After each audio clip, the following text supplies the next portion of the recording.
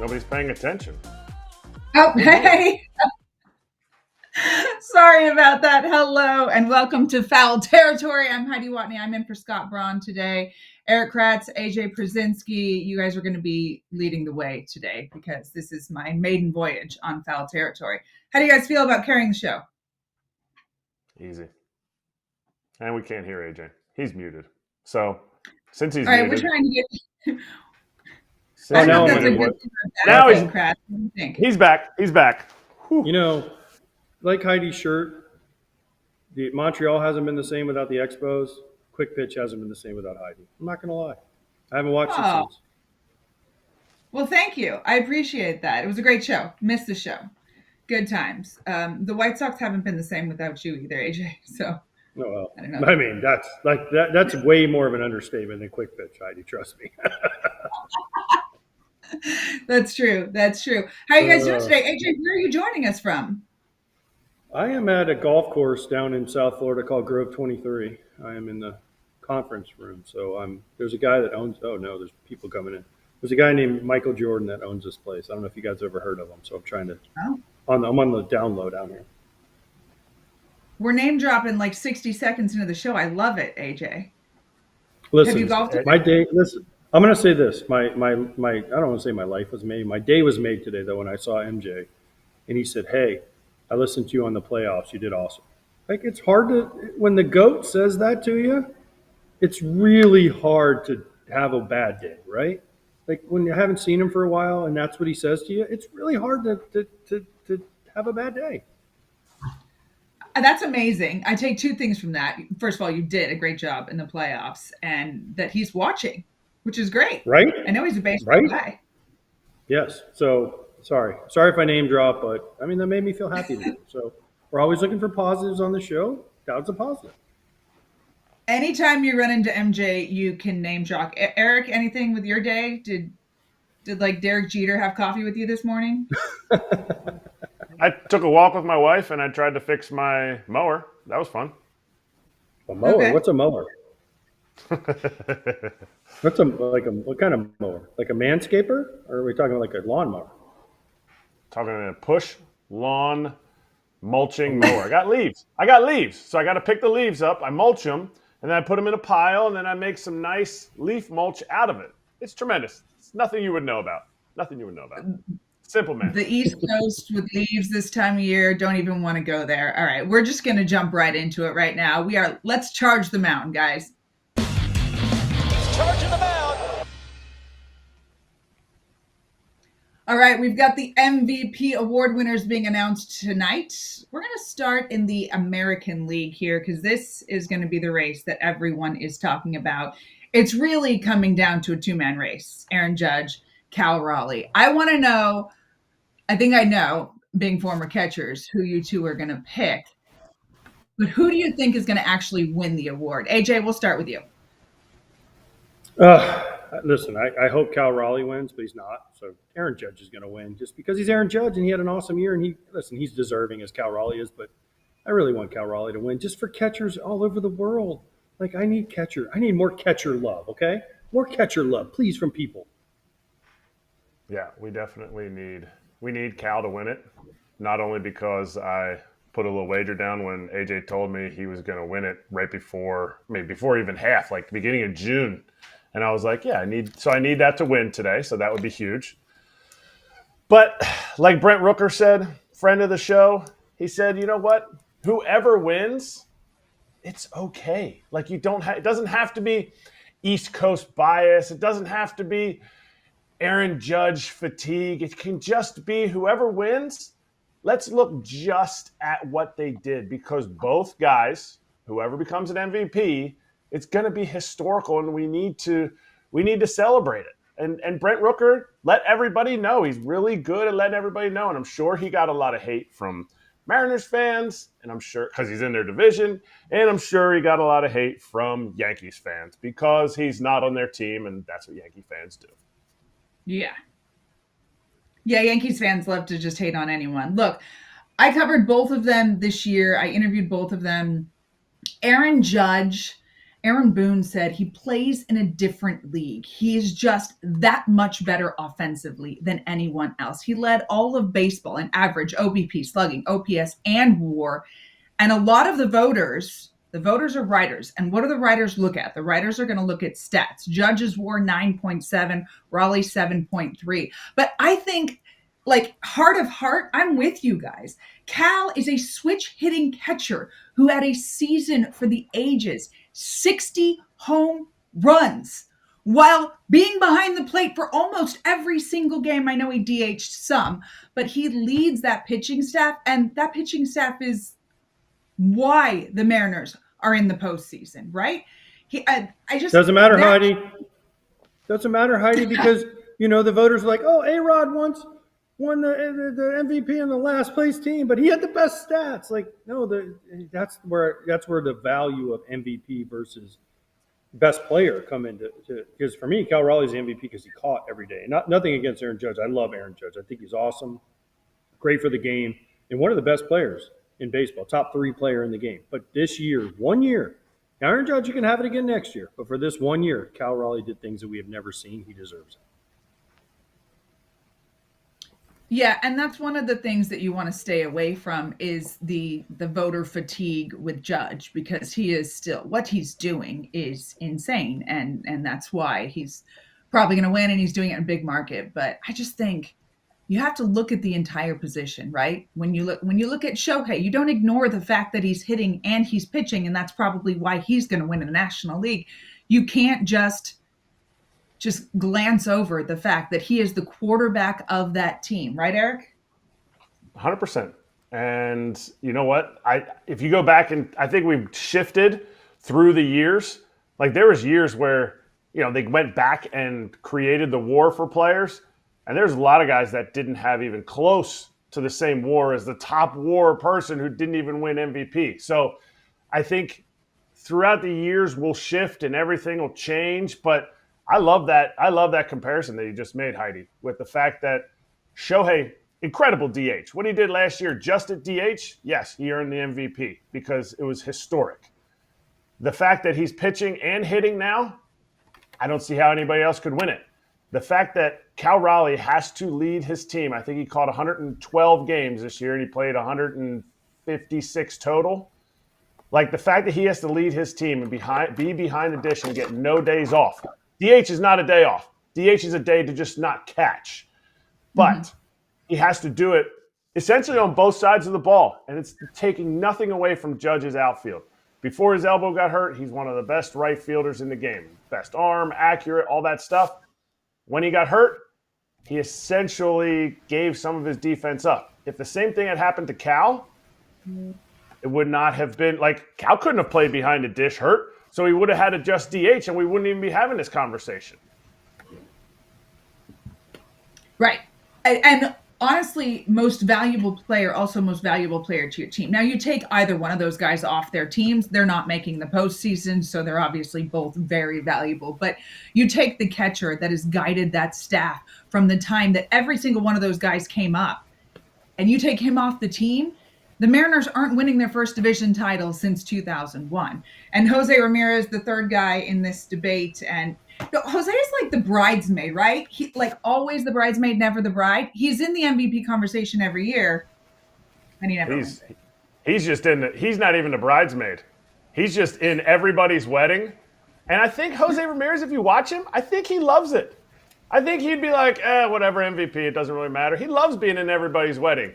He's the dude that's nothing is expected of, and he's there for the party. He's there for the Guardians. He keeps signing his extensions to stay with the Guardians, but he's legitimately.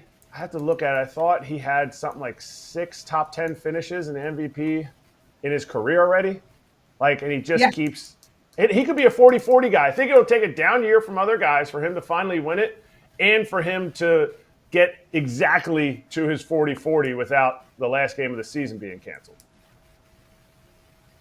Yeah, 30 home runs, 44 stolen bases this year, 137 OPS plus, and he's the heartbeat, like you say, of that team. And he doesn't seem to mind that he's not getting the attention of Cal Raleigh and Aaron Judge. But I mean, I think we know the outcome tonight, but this is going to be a race to watch. This is going to be the closest, I think, of all of them. Let's hope we don't know the outcome, Heidi. Let's hope we don't know the outcome.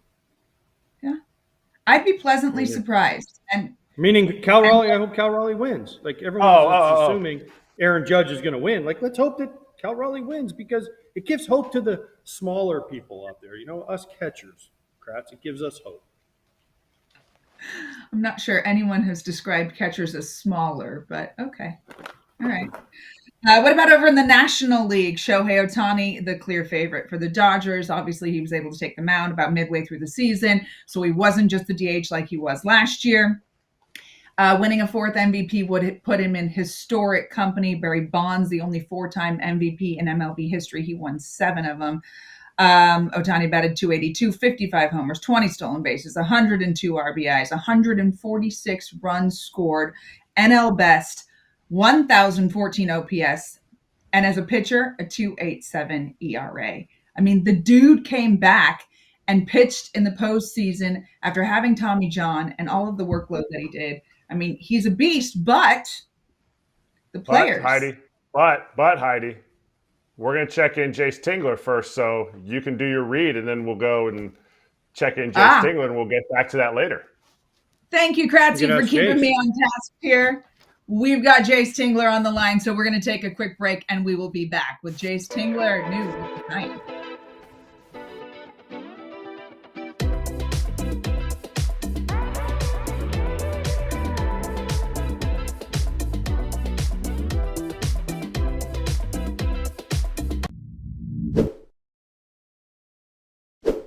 Kratz Pop Quiz. What has 35 grams of protein, 6 grams of fiber, 27 essential vitamins and minerals, comes in excellent flavors like, of course, chocolate, vanilla, but chocolate peanut butter, my favorite. No added sugar, gluten-free, under $5 per meal, and is ready to drink.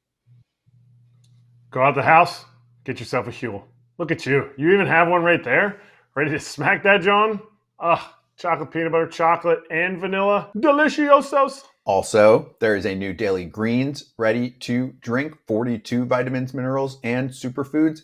Only 25 calories on that one, 4 grams of fiber. There's flavors like blueberry, apple, peach.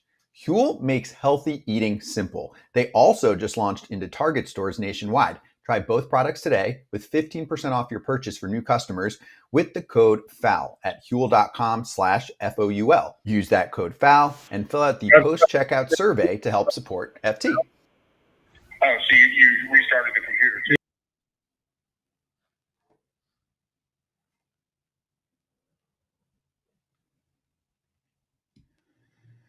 All right, we've got a quote from Jackie Redmond, who, by the way, used to be a roommate of mine. Absolutely love Jackie. She's phenomenal. She says, love this from the New York Rangers head coach Mike Sullivan today. We're in the business of the relentless pursuit of small improvements.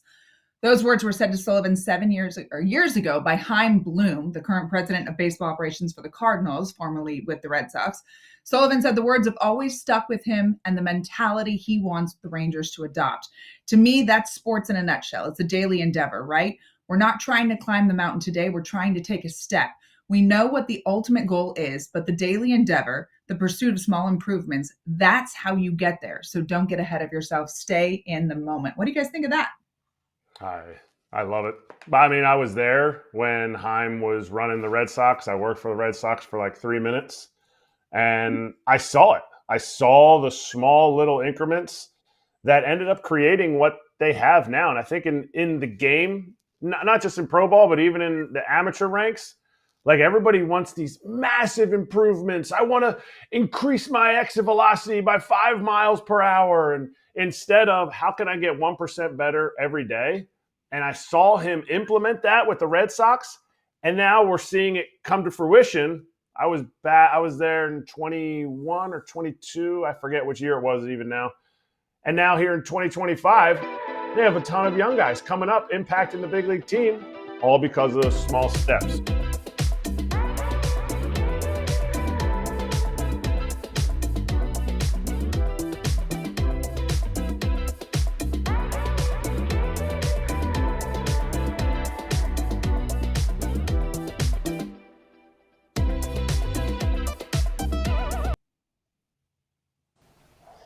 All right, we're back here on Foul Territory, and we'd like to welcome in Jayce Tingler. Thank you so much for joining us. Jayce joining the San Francisco Giants this offseason. He was the manager for the San Diego Padres in 20 and 21, the last couple of years in Minnesota with Rocky Baldelli, one of my favorite people. Jayce, welcome. Thanks for having me on today, this morning, wherever you're at.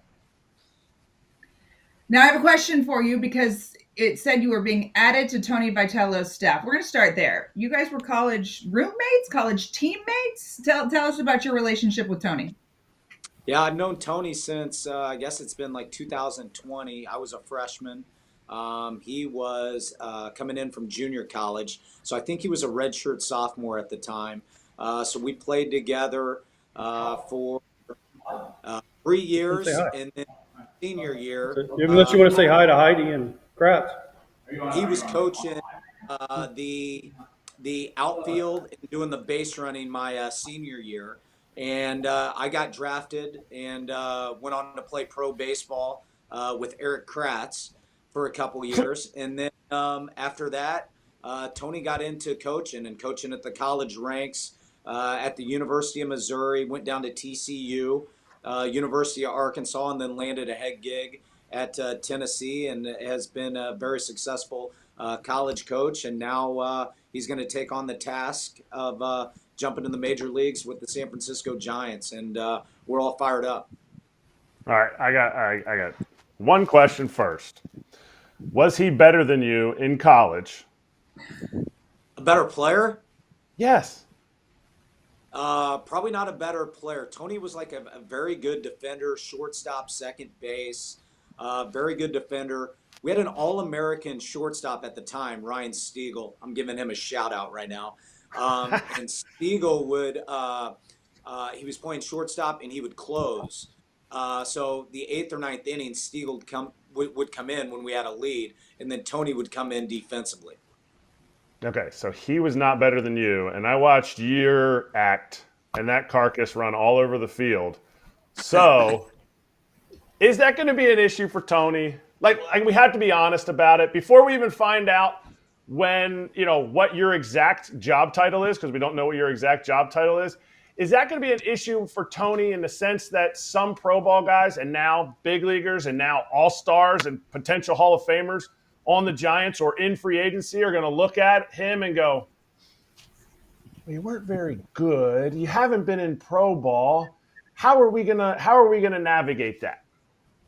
I think it's going to be zero issue. Like Tony is the personality is unbelievable. He can relate to different players. He relates to people. He's super sharp. He knows the game in and out. And he's been coaching. It's been like 24, 23 years, something like that. And he's won everywhere he's gone. He's been the top recruiter in the nation. And so I think just the way that he knows the game, the way he interacts with players, the way he interacts with people.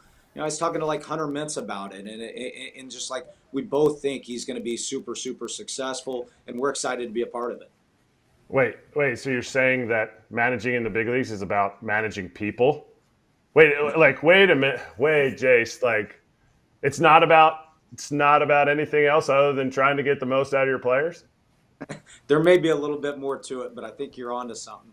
The other thing too, and I think he takes like great pride in is, he talks about the University of Tennessee and how he's hired very, very good people, and he delegates those responsibilities and lets those people do their jobs. And so we're excited to get going. All right, Jayce, I have two questions for you. The first one is Justin Verlander just walked by. He wouldn't join us. I should have asked him. Now, are you guys going to re-sign Justin Verlander? Because he literally just walked by.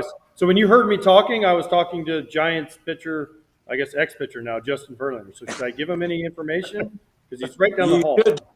Here, and let's talk about re-signing. But that's going to be a call for Buster and Zach and the front office crew there. And I would love to be on Verlander's team. I've been in the other dugout, unfortunately, too many times, and it's usually not a fun experience.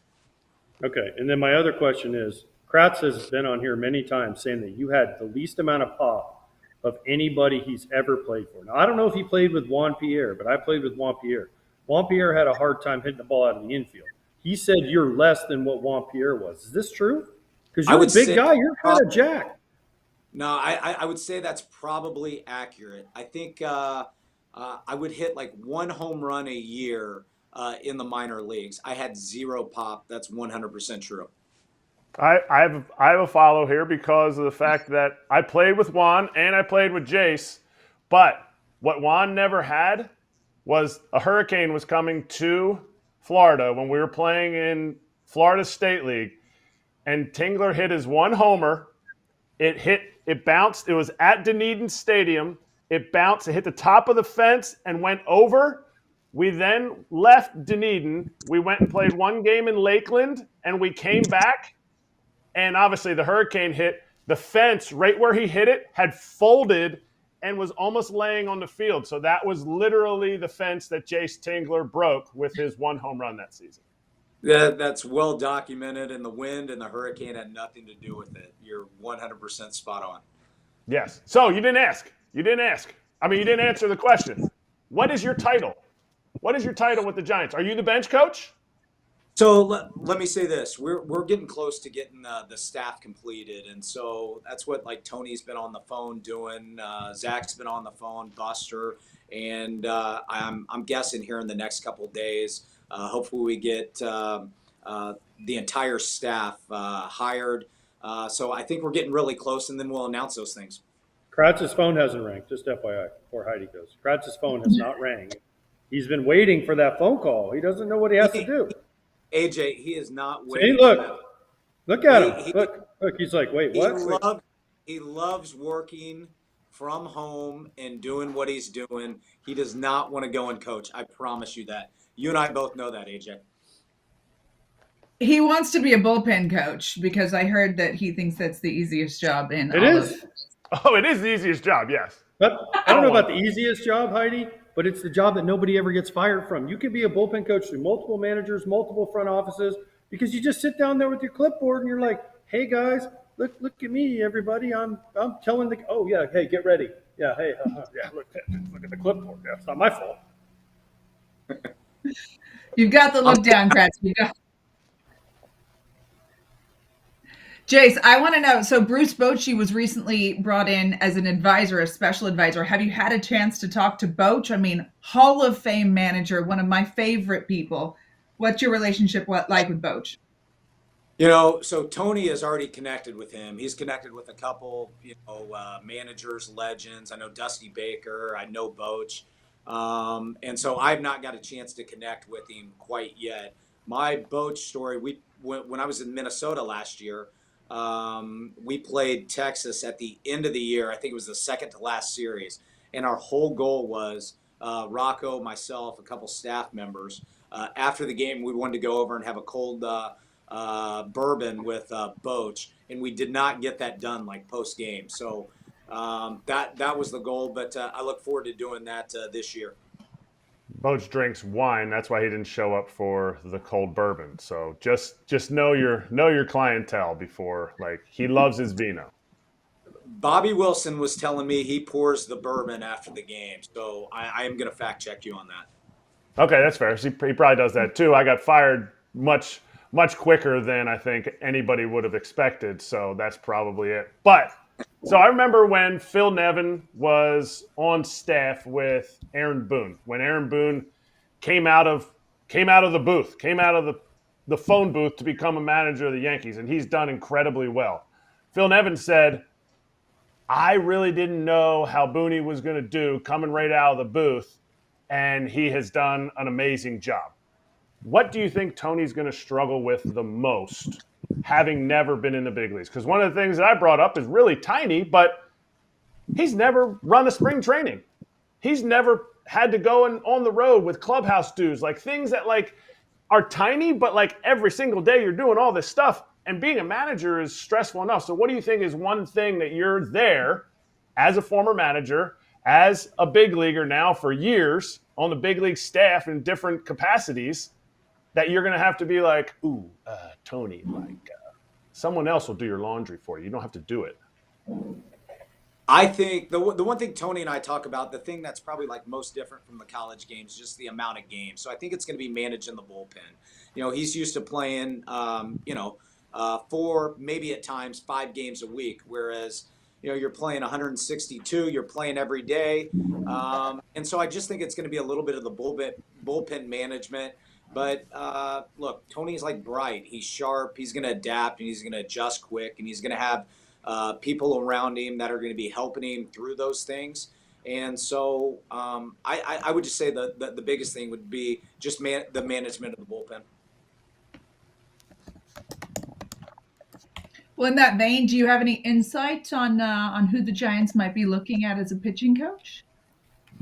So no, I think like I prefer to let Tony and Buster and Zach do that at the appropriate time, and I do think like that's going to be relatively soon. I feel very good about it. We've been on the phone, been doing interviews, a lot of Zoom calls, and it's been a fantastic process, and we're really excited for the guys we're going to be bringing on. All right. So last year, how surprised were you in Minnesota when the things started, like when selling started happening? Is in a sense of not just you, but more your staff. When you started hearing like, okay, we could get rid of 2 or 3 guys, and by the end of the trade deadline, it was carnage. You guys were looking down. You were learning new names. Guys' names were falling off the back of their jersey because they were just sewing them on that game. Like, how did that process go, and how surprised were you in the moment? I think we went into it. We were in Cleveland, and it was an off day. And I think like we were, pretty much aware. We thought that the guys that had contracts that were expiring, we kind of expected some of those guys to be gone. The Harrison Baders, the Willie Castros, guys like that. So we were actually in my hotel room. I had the coaching staff like in the room, and we probably watched it the same way that you watched it. We watched it on TV. We were watching it on X or Twitter, and just kind of following along. And so it was it was shocking. I mean, there's no other way to say it. I will say, we showed up the next day. Derek Falvey, Jeremy Zoll, they were there. And I thought our group did just an outstanding job of going to work. We had opportunity for young players. We had opportunity for players. And I thought the coaching staff and I thought the players did a great job of working the final 50 days. It was probably, the most early work we had done. I felt like we prepared really well. And honestly, it was fun watching young guys bounce around the field, fight for opportunity, fighting for playing time that past season, and trying to put themselves in good spots for the upcoming season. Well, then, Jayce, that leads me to my next question. How surprised were you to let Rocco go? I mean, maybe you would still be in San Francisco, but he just signed an extension in May, and it wasn't his fault that the team traded everybody away. And then they're like, oh, no, we're good, Rocco. Time to move on. I mean, it's good for him because he just signed the extension, but how surprised were you they let Rocco go? I was surprised, and I told Rocco this, and I feel like the people that were around was, I thought honestly after the trade deadline, Rocco may have done his best managing work those final 50 games. I don't think anyone really understands how much time he was having to put in, and it was talking to the veteran players, whether that was Buxton and whether that was Jeffers and Pablo Lopez and Joe Ryan. I mean, these were our conversations, and then communicating with certain departments in the hitting group and the pitching group, and just keeping the train on the tracks. I thought he changed his philosophy a little bit. We were kind of going into it, at the beginning of the year with the idea if we can keep Buxton and Correa and Royce Lewis healthy. So one thing he changed was he wanted to start green lighting guys on the base paths, and we went from a team that didn't steal bases. We were dead last in most of the base running metrics, and then the final 50 games we were number 1 in those base running categories, from BSR, and we stole a bunch of bases and we were creating a lot of runs. And so I honestly, over the 4 years I spent with Rocco, and he's fantastic. The last half of last season after the trade deadline may have been his best work yet. Do you expect the Twins to continue to move on? I mean, I know the last couple of days, Byron Buxton's comments about how he would, after the trade deadline, he was like, I don't want to be traded. I want to stay a Minnesota Twin forever. And now he's like, well, I might be open to it. Or Joe Ryan. Do you expect the Twins to continue to move players like that or to build?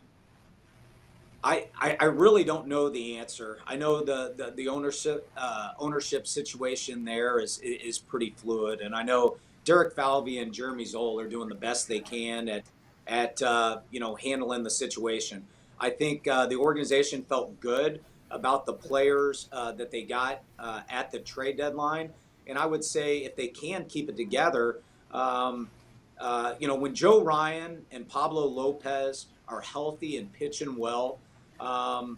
They're very tough in the AL Central, and then you add on Taj Bradley and Mick Abel, and Zebby Matthews had some moments, and Bailey Over. So one thing that they could do is they could come from a strength of having some very good starting pitching, and we all know if you're pitching it well and playing defense, you're going to be in a lot of games. But I do know the ownership situation can be a little bit fluid.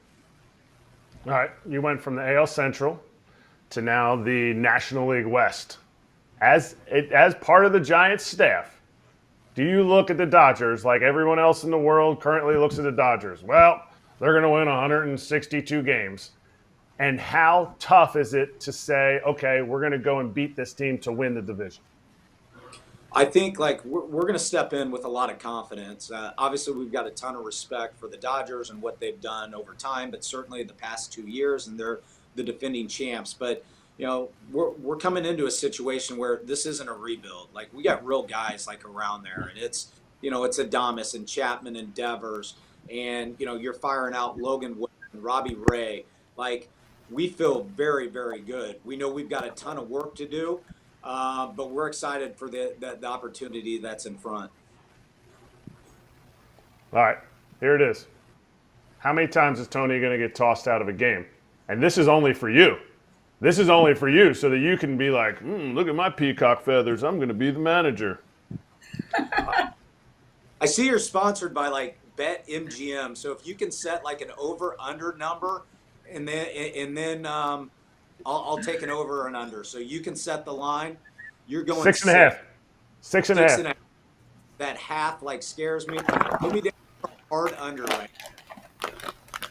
So he doesn't have any fire. He doesn't care about his team. I guess that's what it is. Because every time somebody gets thrown out, it's like, oh, he's fighting for his guys. He's all this stuff. So, okay, I get it. You heard it here. Jayce Tingler says Tony Vitello doesn't have fire.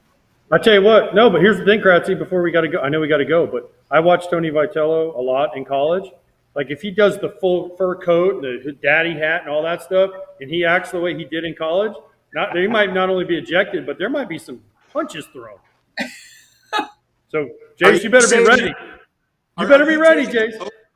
AJ, are you taking the over 6.5? No, I don't bet. I don't gamble because I don't want to get suspended for life, Jayce. We live by those words.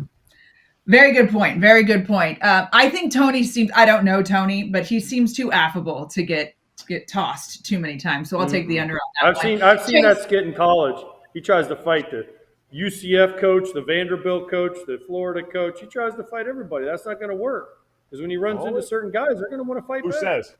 Who says it's not going to work? Okay. No, I'm not saying. Especially with Jayce coming out of the dugout. The last time he came out for a fight, blew out a hammy. Bad hammy. That's so true. So true. Yep. All right, well, we've got to keep you healthy. We could talk to Jayce Tingler all day long. I grew up a Giants fan, so I had so many more questions. But we do have to move on the show today. We've got we're going to talk Orioles coming up next. Thank you, Jayce, for joining us. We appreciate it. Heidi, thank you. Keep these two under control. Thank you. No chance. No chance of that one. All right, coming up, guys, we're doing the Orioles Offseason To-Do list with Jason La Canfora. Stay with us.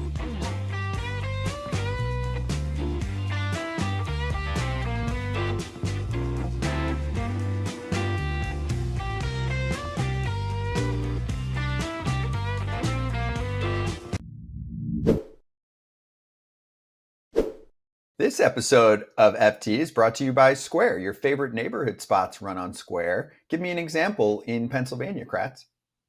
Right down the street from my house, the Tap House. Not only is it an awesome place to hang out, get your beers, get your drinks, whatever it is, but you know what?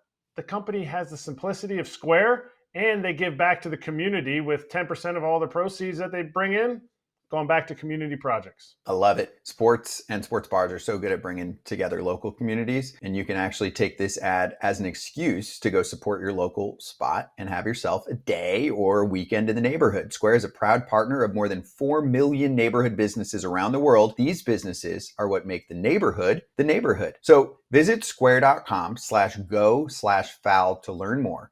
But before you do, go support your favorite neighborhood spot. You'll be happy you did. Square. See you in the neighborhood. Again, that's square.com/go/foul to learn more.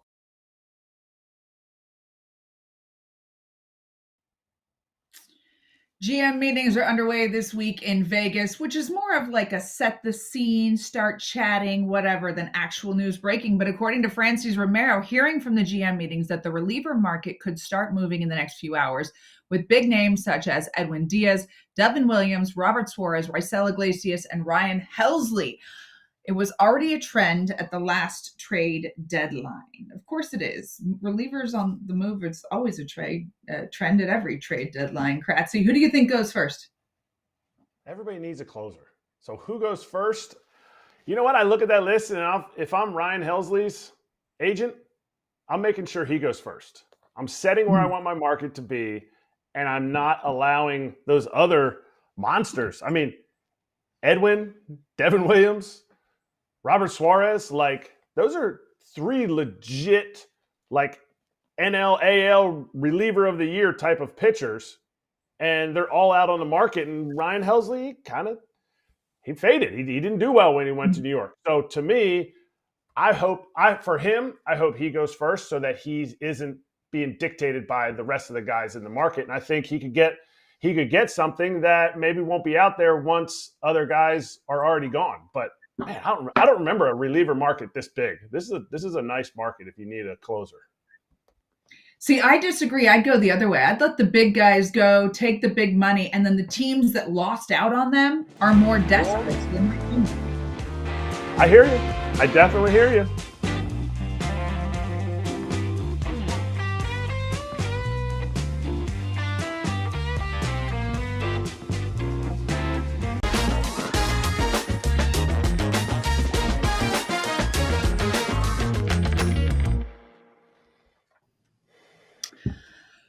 Welcoming in Jason La Canfora, Baltimore Orioles, a disappointment to say the least last year after what they had done the previous 2 years. Didn't really add much last offseason. And what do you think? Jason, welcome in. Thank you for joining us here. And we've seen some of your tweets, so we know that you take a critical eye at the Baltimore Orioles. Keeps it real. And keep it real. I like that. That's better. So keep it real with us. What's your biggest off-season priorities right now? Well, look, number one on my checklist would be fire Mike Elias, but they promoted him and didn't even bother to tell their fans about it. And if not for your buddy Ken Rosenthal and the reporters at The Athletic, we still maybe wouldn't have known about it.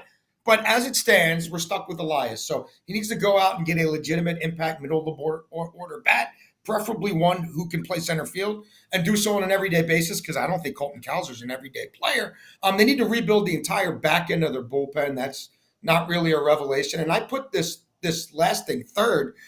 Some people will put it first, but they need to get another starting pitcher who could be more than an innings eater, someone to complement Bradish and I guess Rogers at the top of the rotation.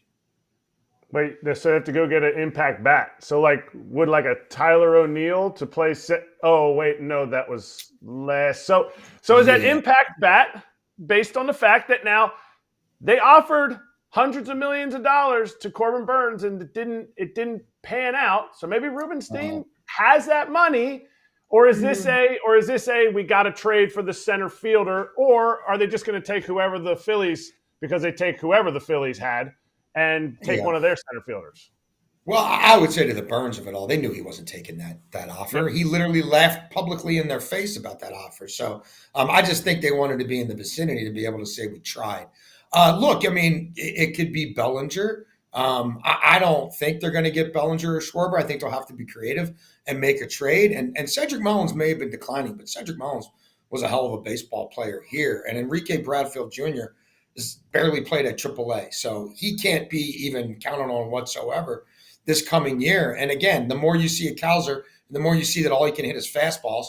And I don't think he can play center field either. And he's got deficiencies throwing to the cutoff man and throwing to the right base. Not a very heady player. So, no, they need a center fielder. They need a field general out there. I would say they need an impact bat in their infield as well. They need more out of first base. Like a Pete Alonso type would be great. That's not going to happen. But they need to move on from Mountcastle. And, like, if they're going to try to sell a platoon of Mayo and Basayo and a little bit of Adley at first base, I would say that sounds like the kind of things they often concoct that blow up in their face. Yeah, always the prospects, never the championships. But let's go to an area that, as much as the youth and prospect everything was an area of strength and yet to be determined by some, solidified by others, let's talk about the back end of the bullpen. That was your second point on your to-do list. The back end of the bullpen, how long ago? Oh, man, the mountain's coming back. Felix Bautista's coming back. And we can put in Yanir Cano into the closer's role, which was never going to work because he's not a strikeout guy. And then we had Sir Anthony that, he's gone. How did a strength turn into such a, not even weakness, but like a gaping hole that they have to fill now? Well, you can take it back to Batista throwing bullpens in 100-degree heat in the summer in a season when everybody with a brain knew he was going to have to get Tommy John anyway. They put that surgery off. He didn't come back from that surgery on time. I would say there's major question marks with their medical team because nobody really comes back from their surgeries on time around here. And they got Kimbrel to try to fill that role originally and gave him $14 million, which is like $50 million for a real team with the way these guys spend. And so they've been chasing their tail ever since. Then this year they counted on Batista coming back delayed off of a delayed Tommy John. And they didn't have a whole lot of insurance there. And they don't have enough guys with swing and miss stuff in the back end, period. Like, I think them reuniting with a Danny Colomb who can get lefties and righties out with a 6-pitch mix. It's not going to be with, Velo that nobody can touch. But he was great here and he was great with the Twins. And they shouldn't have let him leave in the first place.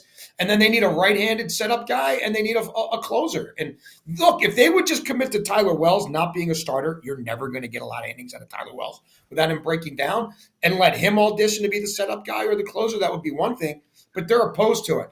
Suarez, I could see being right up their alley because his brother Albert's already pitching here. All right, you mentioned first base and the gaping hole, or you think a gaping hole in terms of a power bat at first base. What about Sam Basayo? I mean, they say long-term they don't plan on sticking him at catcher because of his offensive upside, and they don't want to drain that. Adley did have a down year last year, but he kind of picked back up late in the season. So moving, he's going to be the catcher. What about moving Basayo over permanently? I mean, he's 20 years old. Like this kid, has got enough on his plate trying to figure out how to catch at the major league level. And again, another sort of odd player development quasi failure for them. Just go look at how many innings he has and has not caught in the minor leagues at catcher. So, I don't know. I think to count on him and to count on Mayo would be typical for them. It would be the kind of stuff they like to sell to their fan base. But I also think it could be potentially fraught with peril. Like, Kobe Mayo's got a whole lot of holes in his swing still and is probably a positionless player. And I just think, to expect Basayo to provide elite on base and power, and they need both, at first base in his first full major league season while playing some catcher, that doesn't strike me as a way to solidify your lineup. It strikes me as more on these kids who need people to take stuff off of them. Someone needs to help Gunner out. That's why I'm saying don't have him catch. Move him to first base, a permanent first baseman. Not counting his bat. Let's have him bat 7th in the lineup and call that a day in a developmental year, and let's go get a real lineup. Let's not try to prop up Tyler O'Neill and pretend that's something. Let's not do the poppycock of last year, get Gary Sanchez and pretend he's a catcher. Like, they need to get something real in the middle of this lineup. And again, that guy, ideally, he's got to play center field or he's got to play first base. The whole like youth and these kids are telling you we're not it, man. Like, we need, where's our Bregman? You know, like where's our Kyle Tucker? Like, it can't all just be from within. Like, they failed. They failed multiple years down the stretch. So, I mean, look, nobody likes Sam Basayo more than me. I've been on Sammy first time I saw video of him as a 16-year-old. But, like, to count on that, I think would be really sort of sophomoric. But again, they are the quintessentially sophomoric, chase your own tail front office. So just keep doing what you're doing. It's been great. I can't hear you, AJ. We can't get me unmuted no matter what, Jason. I can't yell as much as Jason did. But here's what I want to know, Jason. Here's my thing. Yes. Your third thing on here is, yes, we know they have to find these hitters, and yes, they have to find these bullpen guys, and yes, they have to find starting pitching. You have Grayson coming back, hopefully. You know, you have a little bit of guys that can pitch for you. You know, Rogers pitched great for them. You know, Kramer will eat some innings for you. They have some guys that can cover it. Yeah. So why are they scared to use these prospects that they've been hoarding now for years, as you said, that haven't developed? Because I'm not 100% sold on all these guys are going to be superstars like every person in Baltimore thinks. Will they use some of these guys to go get a top 3 starting pitcher, whoever that person needs to be? Go get Tarek Skubal. Be like, you know what, Detroit, we don't know if you want to trade him, but we're going to give you our whole farm system for a guy like Tarek Skubal, and then possibly re-sign him instead of what they did with Corbin Burns. Why won't they do that? Because that seems to be the path that they're not going to spend. Yeah,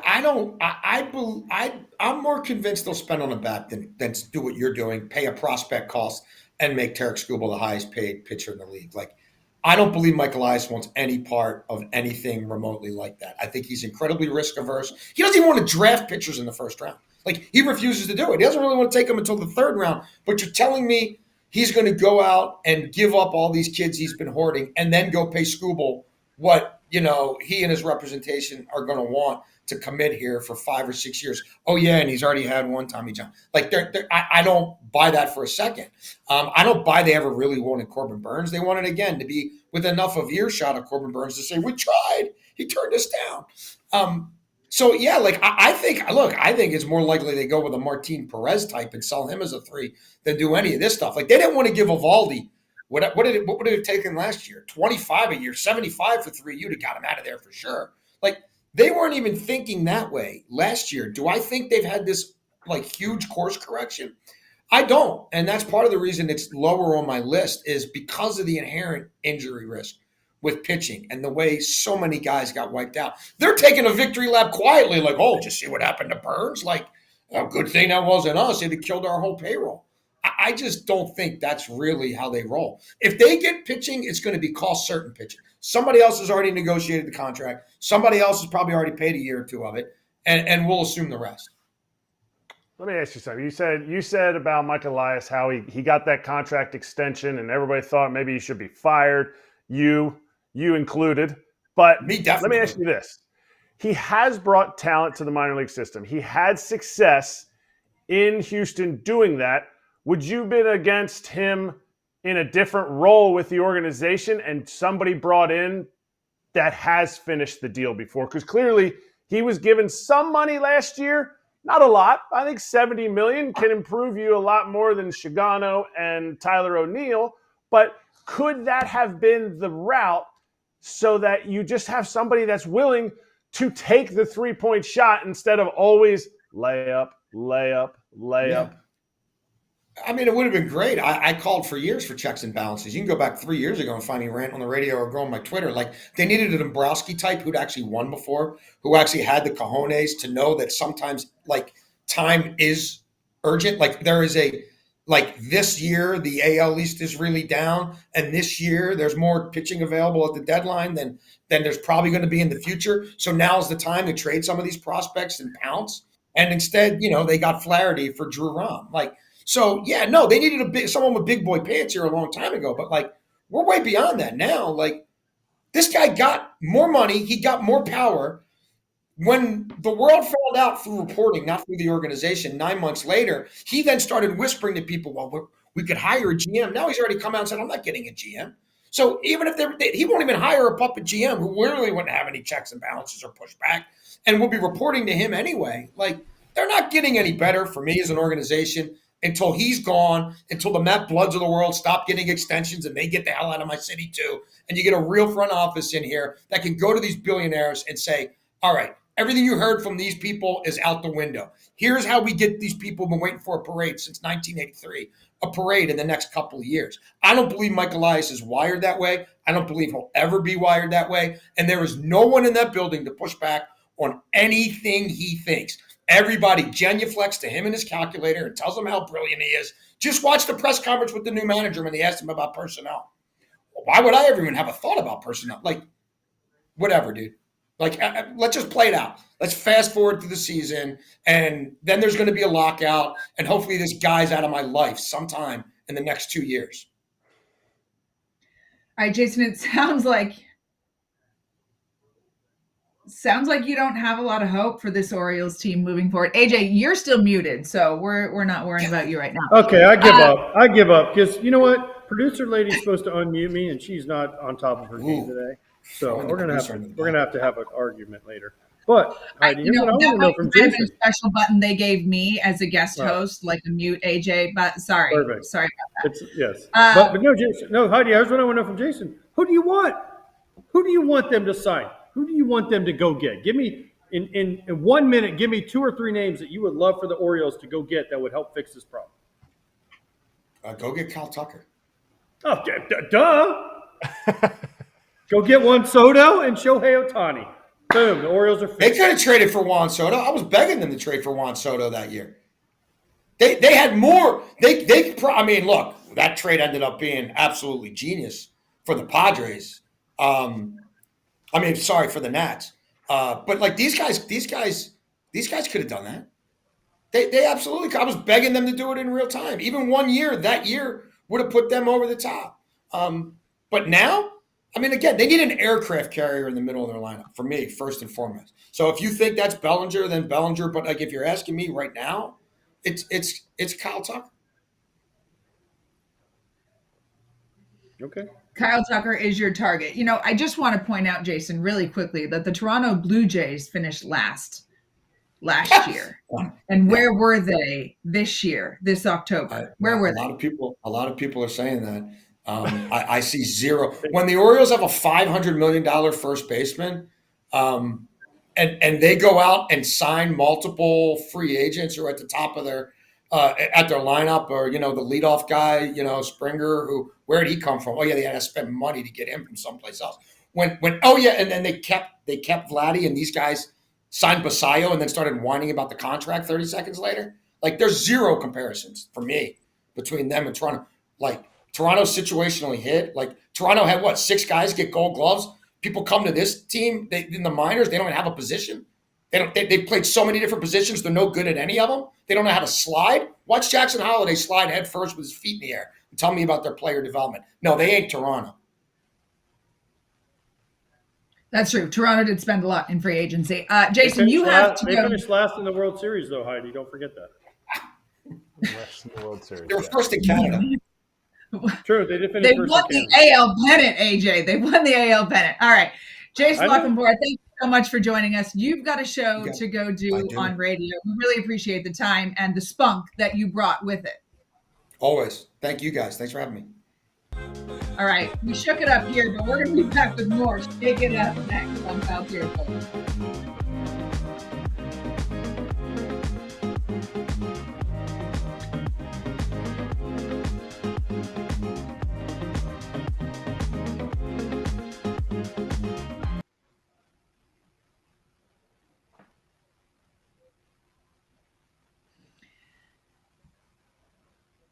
All right, we're back. Kyle Tucker, he was just mentioned as Jason's wish list for the Baltimore Orioles. So which team needs to sign Kyle Tucker in free agency? Jason thinks it's the Orioles. Who do you guys think? We're going to start with you, Kratzy. I mean, it's got to be the Cubs. In my opinion, it's got to be the Cubs. I know the article talks about the Phillies, and I'm supposed to be the resident Philly expert here, but Homer. They tried. The Phillies tried to get him last year. The Phillies had a deal with the Astros for a Nick Castellanos, Alec Boehm, and a prospect for Kyle Tucker. He would have looked tremendous in that outfield. As anybody will look tremendous when you're adding it to a lineup that's already legit. But to me, how the Cubs don't re-sign him, and I get it. I've heard all the, they're not going to sign, all this stuff. You trade what they traded, Cam Smith, Isaac Paredes, two guys that could have helped your team also or helped your team in the future. Now, you don't even re-sign this guy. If you're the Cubs, you at least have to make a legitimate offer. You have to be in the $400 million range. If you fall short, at least you made someone else pay more. Yeah, I mean, the Cubs are definitely in on him. And Kyle, when I spoke to him in, early September, he said he loved his time there. He definitely would like to stay there, but he earned the right to test free agency. I think that slump he had in August may have brought his number down a little bit, but he's still going to get top dollar, right, AJ? Listen, the Cubs are out. They've already said they're out. As much as they want to be in, they're not in. They already said we're gonna go for middle market relievers and starters and Kyle. Come on, you're the Cubs, Heidi. You're wearing an Expo shirt, okay? Expos, they were out on a lot of players. You're the Cubs. Go sign whoever you want. If you want to sign whoever you want, you're the Cubs. You can do it. So Ricketts family, wallets, get off of them. Go sign whoever you want. He was a big part of that team. But when the Cubs started struggling, he was right in the middle of that this year. Prolonged slump. So that shows you he was worth it. Shows you if he goes, the team goes. They called him the aircraft carrier. We say it all the time. That's what they added to him. And then they're just gonna be like, nah, whatever, it was a rental. I didn't like that car that much anyway.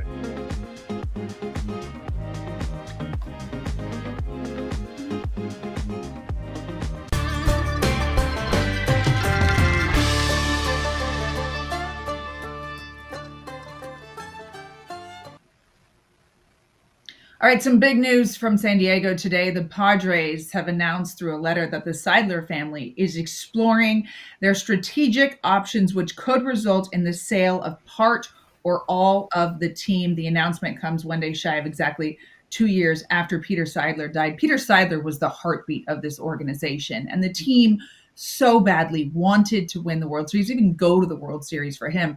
But it's been a tumultuous time with the ownership group since he died. I mean, he was the Padres. He's the reason that they had the Padres. And we've heard a lot. We've heard a lot around the team recently. So they're going to evaluate the process. And the Padres, it looks like might be up for sale, guys. What's your reaction to that, AJ? Okay, if they're not going to spend the way Peter Seidler did, then yes, sell the team. That's my reaction. That's totally my reaction. Peter Seidler wanted the team to win. He wanted to bring a championship to San Diego. He was all in. Unfortunately, he got sick and passed away, which is very sad. But if the rest of the family doesn't want to do what he did, then sell the team because somebody else will do it. And the Padres are rolling, Heidi. I don't know when the last time you took Apple TV to San Diego, because last time I was there, I saw Apple TV, but it was the other crew. They sell out every game. The whole area is unbelievable. They got people up in the high rises. You got people at the gas lamp. You got everybody wearing Padres gear because it's the only team in town. They are behind this team. If you're not going to try and compete and spend money and do it right, then sell the team and move on. You can get your $2 billion, and someone else will take over and try. I applaud him for this. I applaud him for saying, you know what, we want to get out. Not, you know what, this is making us a lot of money. We'll just kind of do whatever we do and keep the money and keep the team rolling. Hopefully it gets in an ownership group that wants to win a World Series for the city of San Diego just as bad as the late Peter Seidler did, because he built that. He built this team. He allowed the spending to go ham because he wanted to win a World Series. That is all we ever ask. All we ever ask of any owner is do whatever you could possibly do in your time as owner to win a World Series, because your fans will forever be behind you. And look at what the Padre fans have done.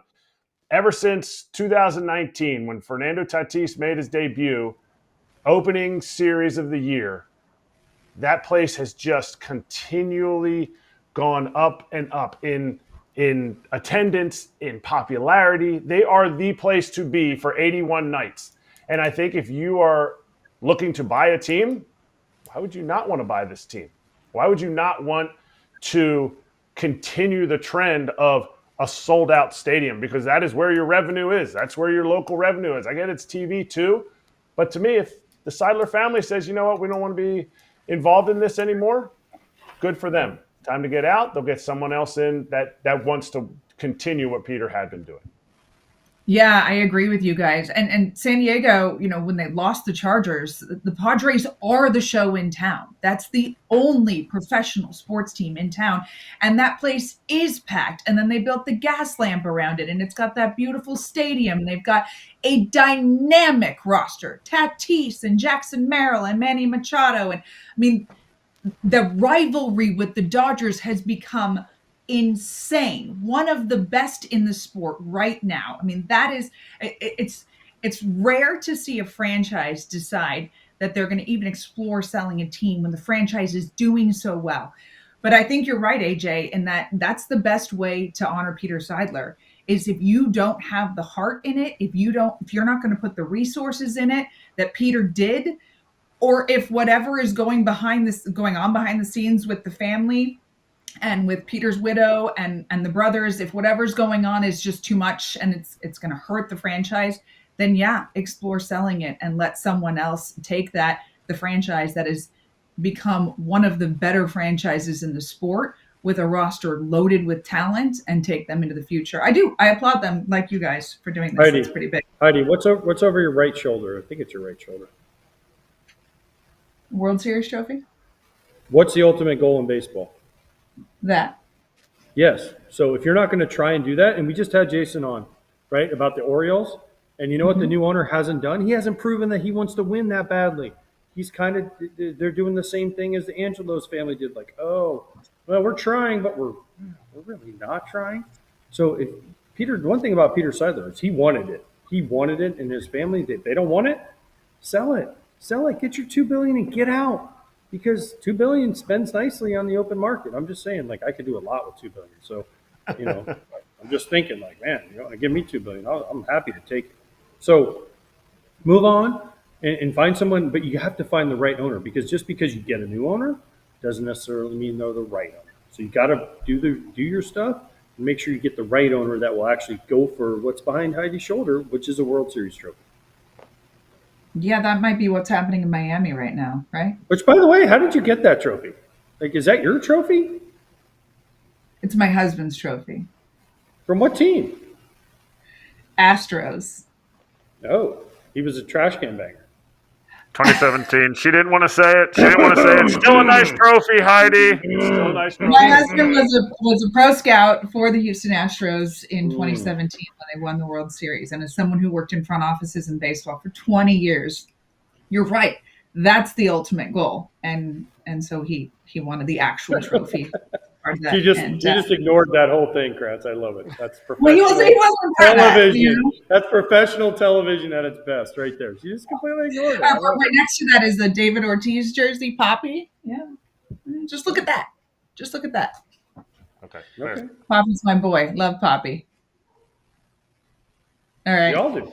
I've known him since we were 18 or 19 together. So listen, I love David too. And he had a different name at that time, too, so that's cool. He did. We traded for the wrong guy. We remember telling Terry Ryan that. He was David Arias. When I played against him, he was with Seattle. We traded for him, and we're like, hey, Terry, you got the wrong guy. You were supposed to trade for David Arias. He's like, no, he changed his name and lost 5 years. I'm just kidding. He didn't lose 5 years. But we used to tell David that he did. And now whether you call him David Ortiz or Big Papi or whatever you want to call him. I can't call him Big Papi because I knew him when he was Big Crappy to me. He was nobody. He was just David. I think everyone's like, oh, hey, Big Papi. I'm like, to me, he's just still David. I've known him for almost 30 years now. So to me, he's still David. There's no. I'm with you though, because I call him David too, and people look at me like I have two heads when I say that. But I knew him. I was the Red Sox reporter for 4 years with him, and I called him David. I didn't call him We used to Papi. call him Big O. Like, hey, Big O. And now he's, and then all of a sudden he listened to the Notorious B.I.G. song and he used to sing it. I love it when you call me Big Papi. And then all of a sudden he took off and now he's Big Papi.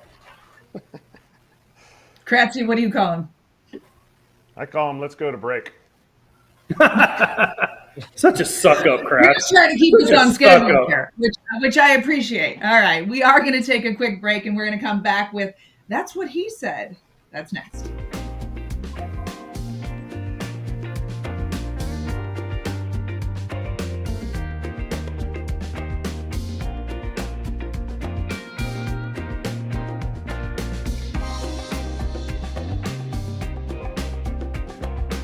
Listen, I tried to party with Papi one time and almost died. You had somebody in another sport you thought was cool? Yeah, I was cool with Big Papi. Oh yeah, hell yeah. Oh, Yeah, I was cool with You and Big Papi. Papi, yeah. That's a real love too, man. Yeah, for See sure. how y'all, we you know be what I'm out. saying? We be out in the city a little bit. Pete called me one night. He was like, "Yo, take it with, yo, I'm in here with Papi." I just hung up. I couldn't even hear you. I just heard, "I'm in here," and it was Papi. I said, "Huh? Hey, hold on, I'm gonna go outside." No way. Listen, I tried to party with Papi one time and almost died. Like, fuck out of here. Papi kicks it. He kicks it, and if you got something to do, don't fuck with Big Papi. Shout out to Papi, Papito. Energy for days, Big Papi. He has some stories to tell, and as you can see, people have stories to tell with him. I want to hear from you guys. All right, in your playing days, in your gallivanting at golf course days with Justin Verlander and Michael Jordan just waltzing by AJ, who is the biggest partier, or a story that you can share with us about going out in the big leagues? I have two real quick. First of all, David, I played with David since A-ball, so I've known David for forever again.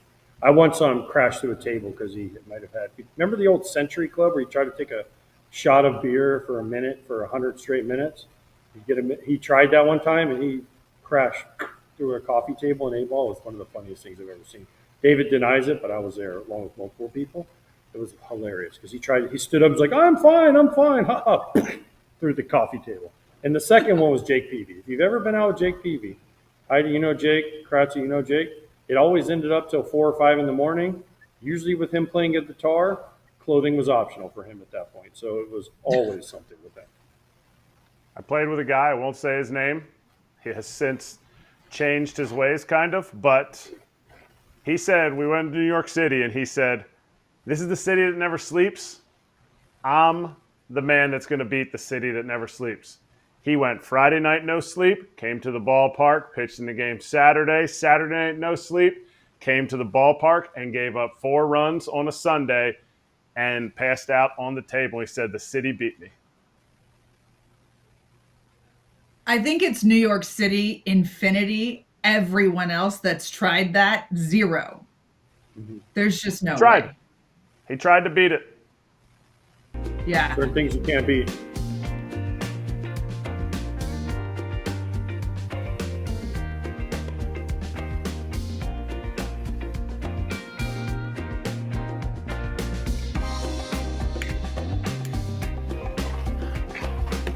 Yeah, that's what he said. That's what he said.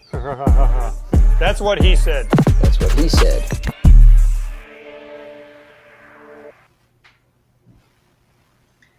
Paul Skenes was named the Cy Young Award winner, second pitcher to win the award the year after he was named the NL Rookie of the Year. That's duplicating Dwight Gooden's feat for the Mets in 84 and 85, and Fernando Valenzuela, of course, in 81. Won the MVP and the Cy Young that year. Skenes, though, the interesting thing about him, and here you go, unanimous. Skenes said afterwards, winning the award is obviously a big honor, but winning it unanimously, that's where it goes next level. It's pretty special for him. Skenes, best pitcher in baseball last year. I mean, he just blew away the competition. But he had some interesting quotes afterwards about Pittsburgh and about wanting to stay in Pittsburgh, because a story came out yesterday that he wanted to be traded to the Yankees, always wanted to play for the Yankees. Not sure where that came from, an anonymous teammate. I always wonder about those things. What did you guys think about Paul Skenes saying he wants to not only not get traded, He wants to bring a World Series title to Pittsburgh. Kratzy, we'll start with you. I want to see why AJ's pouting. I see his big lower lip. So that's before we comment on anything, I want to know why AJ is pouting. Did he think Christopher Sanchez was going to win the Cy Young? No, I'm acting like Paul Skenes did when he's won the Rookie of the Year and the Cy Young. Okay, his reactions, what's that about?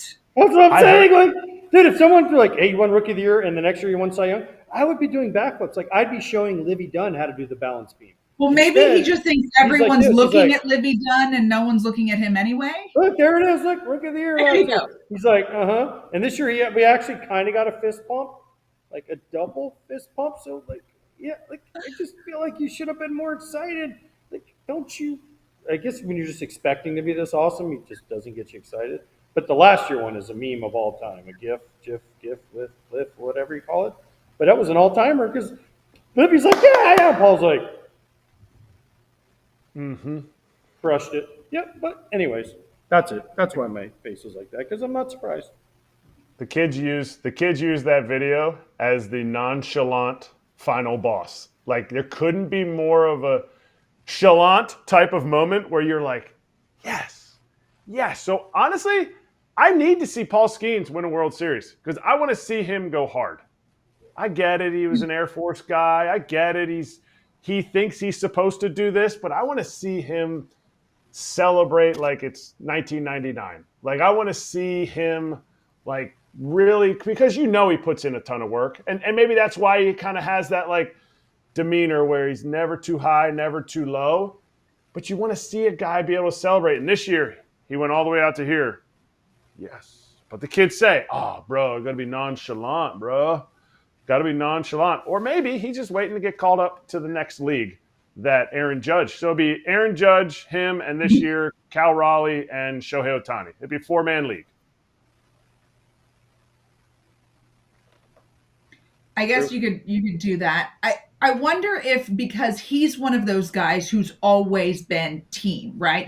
He said the individual awards are great, but what I play for is that right there. Heidi, stop. He's in Pittsburgh, okay? So that, whatever you're pointing at back there, that is probably not going to happen while he's in Pittsburgh. So maybe that's why enjoy getting a Cy Young. Enjoy getting Rookie of the Year. Like, those are cool. I'm sorry. Like, I didn't win that. If I would have won the Cy Young, I wasn't a pitcher, but if I would have been a pitcher, or if I would have won the MVP, are you kidding me?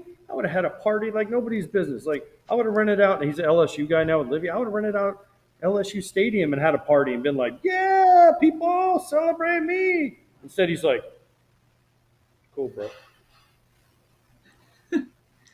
Maybe he's so salty because the Pirates don't really seem to be doing a whole lot to add to the team. I mean, one of his quotes, he said, I personally love if we're losing, the fans don't show up in the same numbers. If you want fans, you have to win. I want to be a part of the group that accomplishes that. The fans do come. They come once every 5 days when he's the starting pitcher. Otherwise, they don't come. Maybe he's just so salty because he wants more. He wants more around him. He doesn't want to be the only main attraction in Pittsburgh. I think that's fair. But I think Pittsburgh can look not too far to the north in Detroit and see that a team can win with a legit starting pitcher. And to put Juan Soto and Shohei Ohtani and Kyle Tucker all around him, you're just looking to surround Paul Skenes.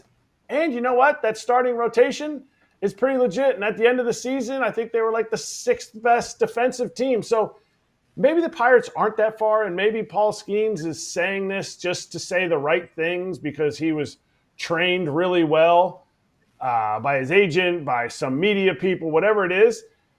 But you know what? If you're somewhere, you might as well want to win while you're there. And you might as well try to push other people around you, not just your fellow players, but maybe the front office, maybe ownership. You know, last year at the awards ceremony when we had Paul Skenes on the show, Bob Nutting showed up. So he showed up. So he knows that Paul is pitching really well for his team. Maybe this is Paul saying, you know what? I'll keep doing this for you. I get it. You might not re-sign me, but don't make me spend 4 years in purgatory here. Don't make me win another Cy Young at 10-10. Like, I've had historical start to my career. Maybe you need to start doing something too. And hopefully that's what some of these comments, which are not salacious at all, spur something, like get some kind of fire or spark or something for the Pirates front office. All right, well, let's give his personal catcher, Henry Davis. No, Heidi. No. I think this is a bad stat. If I had Paul Skenes, I would have. Man, I could have had the best catcher's ERA of all time. I know Kratz agrees with me, but although he's probably a catcher's ERA guy, like, okay, listen, I get to catch the ace, so my catcher's ERA is better than the catcher who catches the 4 other days and might get the 5 guy or the bullpen day or whatever it is. I think it's one of the worst stats of all time because you can suck your way right up into a good catcher's ERA if you're good at it.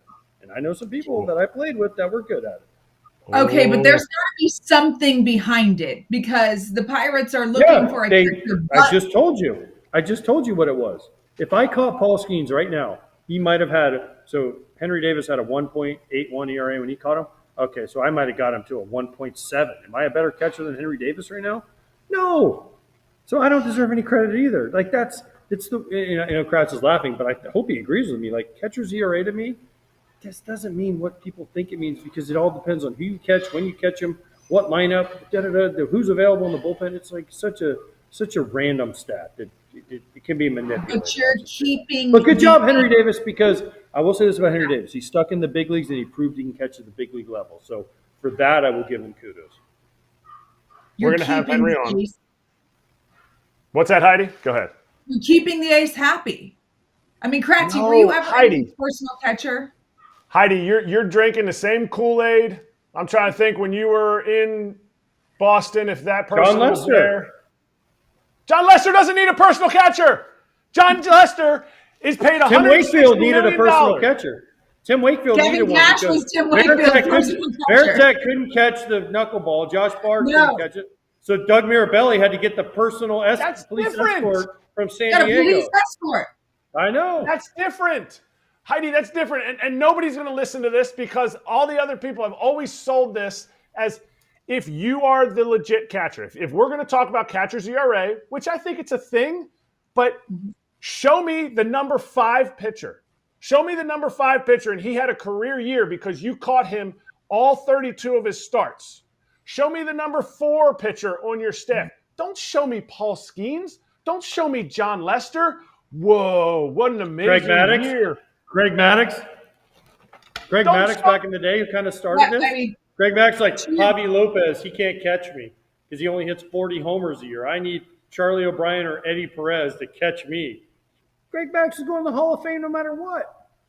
Here's the two examples. AJ's going to play every five days in a row. I'll play one day.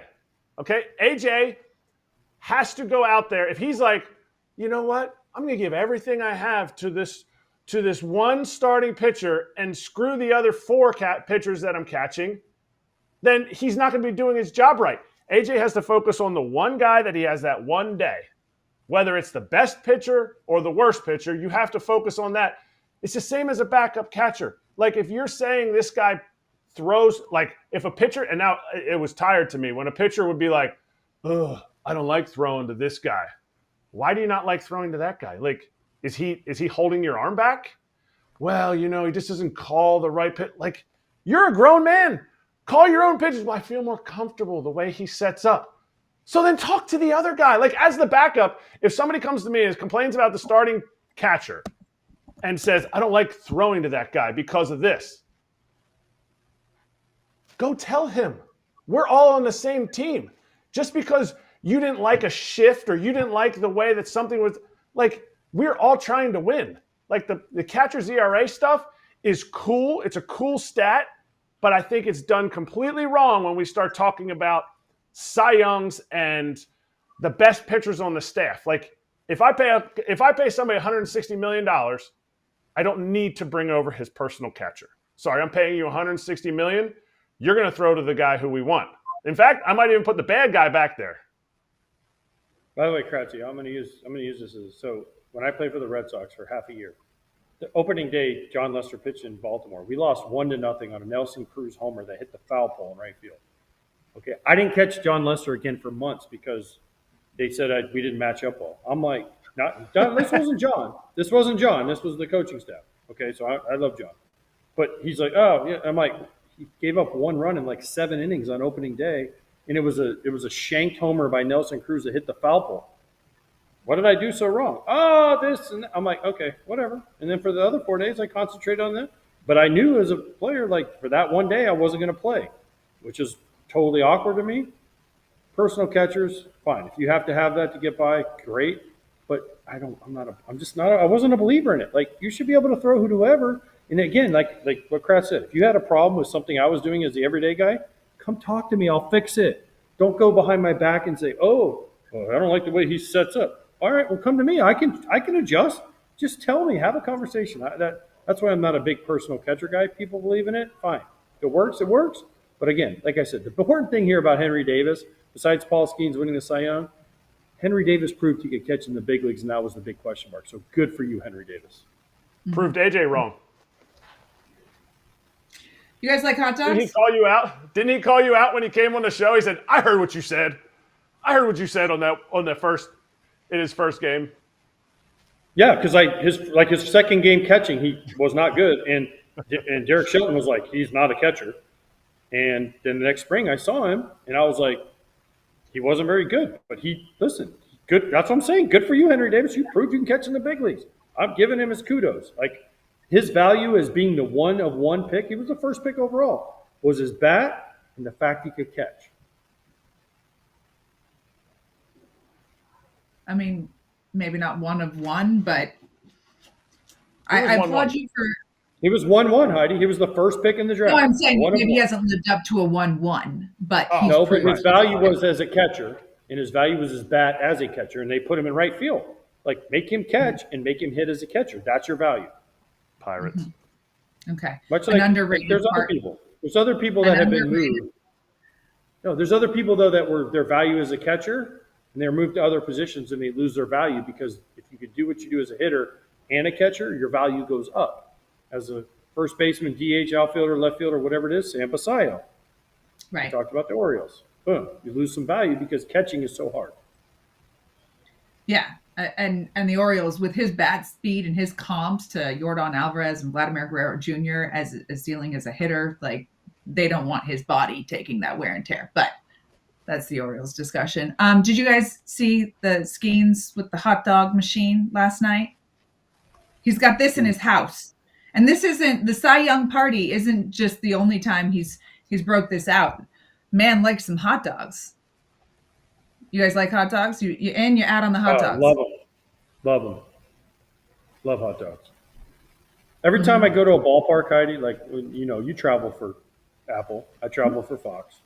When I go into the press dining room and they have the hot dog roller machine and they have all the first of all, I have to put all the condiments because I'm a Chicago dog guy. Now, they don't have the pickles and all that stuff that go on a Chicago dog.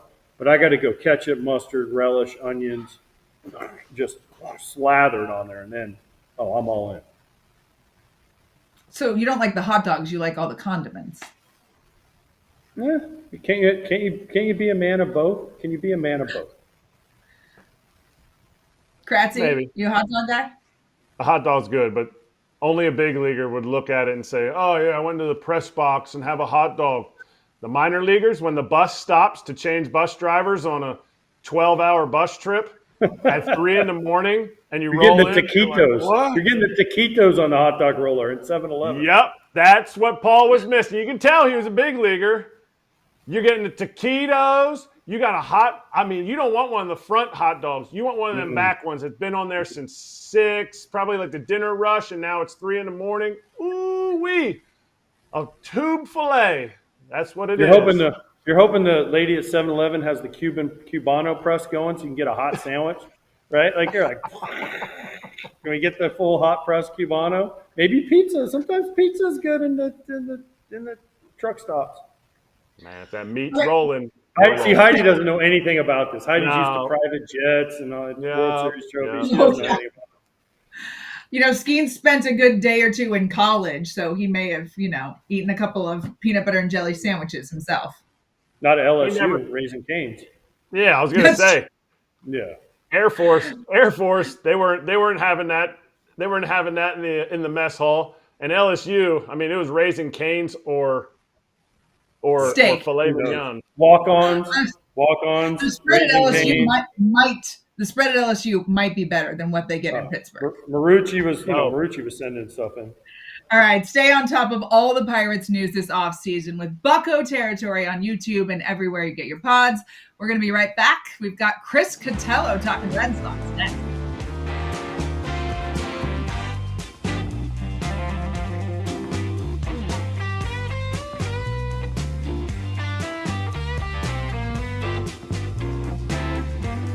Oh, I think Imai is, like I said, he loves big markets, and we go through a list of the places that he may want to play, and believe me, he is someone who really wants to be on a winning team and compete at the highest level.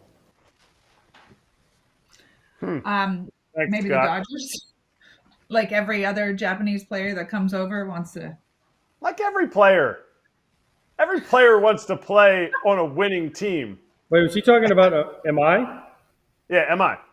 No, Am I going to the Dodgers? Am I? You. Tatsuya Imai. Am I You wanting to with the win? Padres. Dad I? joke right I there. want to win.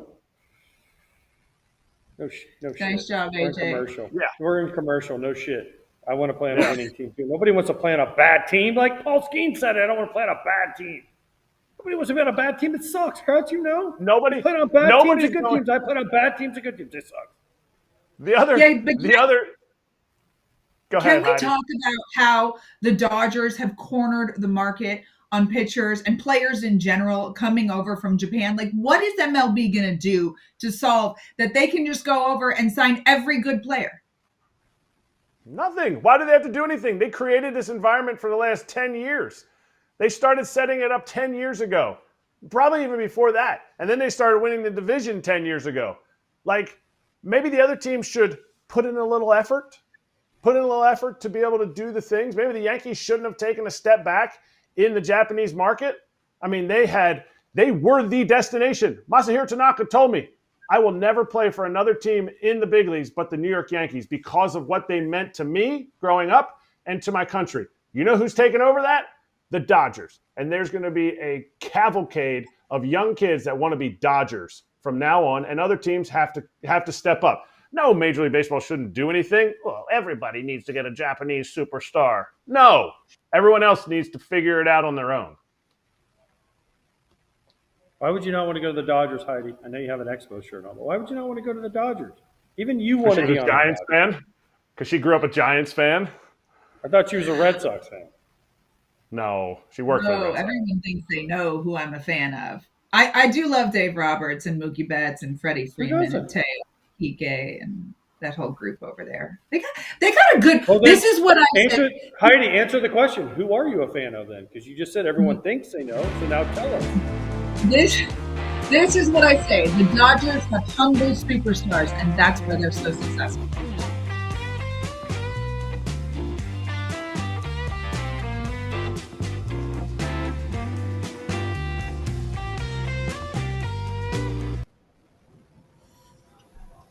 All right, we're back here on Foul Territory, and we've got Chris Cotillo, Red Sox beat writer for Masslive.com, co-host of the Fenway Rundown podcast, and an instructor at Boston College. Beautiful campus, by the way.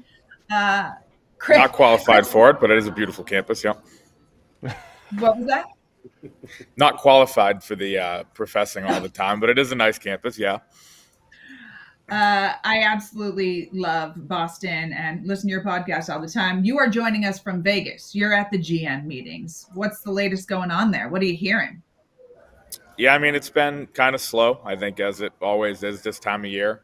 People think that this is going to be an action-packed week like the winter meetings are, and it really never is. There's a lot of guys here to golf at Shadow Creek. The awards are tonight, so it's a lot of, like, hanging out in the lobby and talking, but it's not a lot of news, as it never is in November. But, you know, it sets the groundwork for the winter meetings in a month and the moves that will happen between now and then. Chris, first of all, by the way, you're not qualified for Boston College. It's above your pay grade. But Thank you. what about Craig Breslow? Craig Breslow went to, where'd he go, Yale? Yale. Mm-hmm. Yeah. Okay, nailed it. Ex-teammate. and he said that Red Sox are going to be in a starting pitcher, but they're not going to spend a lot of money, and they're not going to be in the bullpen, and they don't want to trade, but they might trade. What the heck is he really saying? Can you explain it to me? Because we've talked about this now. He's like, we want a top 1-2 starter, but we don't want to pay the heavy price, but we're willing to trade, but we're not. Like, can you explain this? Because I'm kind of confused by what he said. Yeah, as he always tends to say, they are open to all opportunities to improve the team, and they're going to take nothing off the table, which is earth-shattering stuff whenever he does say it. But, I mean, I think they're going to be in on all the top trade candidates for starting pitchers, and I think they're going to be, like they were last year, in on all the free agents and see, who the fit is. A year ago they were in on Fried, and only after he signed with the Yankees did they really hone in on Crochet and get that done. They obviously need a bat, too, between either Schwarber or Alonso or somebody from the trade market, whatever it might be. So I think they, have the money to sign one free agent. Alex Bregman's money is off the books. Obviously, Devers is. Crochet's getting a massive raise on the CBT. Roman Anthony's getting a massive raise on the CBT, but there's still money to spend, and they still do have, a lot of good young players to get a trade done. So I think they're going to get one big name in the lineup, one big name in the starting rotation. And if you think about just the way resources work, probably makes sense that they do one of those guys via trade and one via free agency. I think, they're going to exceed the CBT again. If they don't, it's an insult to fans after, kind of the young core came up and took a big step last year. And a trade's going to be painful like it was with Crochet, but we saw, guy who finished second in Cy Young was an ace, capital A ace all year. They know it's worth it. They did it a year ago, and I think they'll be looking to do that again, whether it's Joe Ryan or somebody else like that. If we were looking at the Red Sox at this time last year, has there been a seismic shift in how they're moving this organization? I mean, they got, like you said, they got rid of Devers. They actually spent some money. Now it was a one-year deal on Bregman. They could have been on the hook for 2 more if he had really flopped. But is there a seismic shift, or is it really just kind of a slow bleed into this new regime? I mean, I think they spent money by extending Crochet and extending Anthony. Those deals are probably going to be discounts by the end of them. I think with Anthony, it might already be 8 for $130 for a guy who is going to, potentially be a perennial all-star. But they are a flawed team. You saw that in the playoffs where they had Crochet in game 1, but they were so depleted at that point that Bayo didn't get past the second or the third inning in game 2, and then Giolito was hurt, and they had to go to a guy making his 5th major league start. So they want another horse to be able to pitch game 2 of a playoff game. They also struck out too much and didn't hit enough home runs, especially, against good opponents last year. And I think they need that thumper. Schwarber and Alonso are clear fits, but everybody could use those guys. I think that, they have, just by being around, seeing John Henry be there more in person, obviously still not talking to us because who would, but he was around the ballpark and he was a little bit more involved. He was a little bit more, there. And obviously he showed it, with a big payroll jump.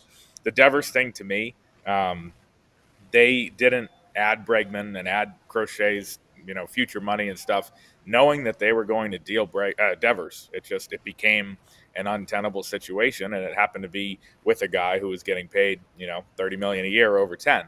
So they do have that money to spend, or at least part of it, and I think they owe it to the fans to do so. And I think they will. I don't think they're going to be with the Dodgers and Mets in terms of payroll, but I think they're going to be, past, potentially the second CBT is what I hope they do, because I think, again, the team played well enough to deserve it last year, and the fan base does after, the years of the full throttle promises and things like that. They did have a big offseason last year. It was spread out. Crochet was in December. Bregman was in February, but still they did a lot, and I think they'll do the same. And I think Breslow is also setting high expectations. He's not saying we'll see how it goes. He's saying we need a thumper and we need a 1B in the rotation. Like, that's what we're going to aim for. And I think if he doesn't deliver on that, he knows the consequences, at least public perception-wise. Chris, you mentioned Joe Ryan. I was there the day after the trade deadline, did a game, Friday Night Baseball, and spoke to Craig Breslow. And he said that they had an agreement with the Twins. They were down to the wire. They thought they were going to get, potentially him. They're looking for a frontline starter. Do you think that those talks could pick up, or who do you think that they're targeting in terms of frontline starter? I mean, he is the obvious guy. I think the kind of interesting part of that deadline day for the Red Sox and Twins was that the Red Sox thought they were on the 1 yard line on the Joe Ryan trade. The Twins didn't think that at all. I had somebody with the Twins tell me 20 minutes before the deadline, they're not even close with what they're offering. And so I don't know if there's like bad blood between the front offices that leaks into the offseason. Hold on, Chris, time out. Chris, time out. Hold on. Show my screen. Hold up. Do you guys know this guy? Him? Do you guys know who he is? That's it. Sorry, Chris. Now continue with the Red Sox. He didn't play for the Red Sox. Hi, Heidi. Yeah. So you know Heidi? Yeah. He goes, I'll see you next month. Say hi to Heidi. He goes, And you see he wears his hat backwards. That's cool. yeah, we know why. We know why. Because of you. You wear yours too. I know. That's it. I'm Because going home. Drive safe. We I'll love see you you. next Tell month. Melissa hi. Thank you. There you Junior? go. Sorry, Chris. Continue. I mean, if there's people you're going to be upstaged in the middle of a hit for, I think that's right at the top of the list, right? Sorry, Chris. I would have agreed to that too. I would have agreed to that. Sorry, Chris. And I Griffey Jr. apologize. Maybe if Michael Jordan comes in, Chris, we'll do the same thing. All right. First of yeah, all, Chris, that would be. I don't even know what you're talking about. But the best part of that was I don't he either goes, now. Griffey goes, did the Red Sox sign somebody? Do I need to know something? I'm like, no, I just wanted to show you on camera. So thank you. Anyways, continue now. I don't even know what you're talking about. But thank you. And I don't Are think you if- going if to I- tell these guys after this, AJ? no comment, Heidi. No comment. I'm just saying.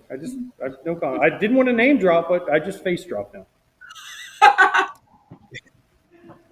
Yeah, I mean, if I were you guys, I would have kicked me off the call as soon as he popped in. Never. We need to hear why the Red Sox are going to get Joe Ryan and how they didn't get the job done. But Ken Griffey Jr., it's the only reason I wear my hat backwards. But anyway, don't worry about it, Chris. Yes. So for Griffey and the rest of the audience, the Twins did not think that they were close to trading Joe Ryan to the Red Sox. The Red Sox thought they were closer than they were.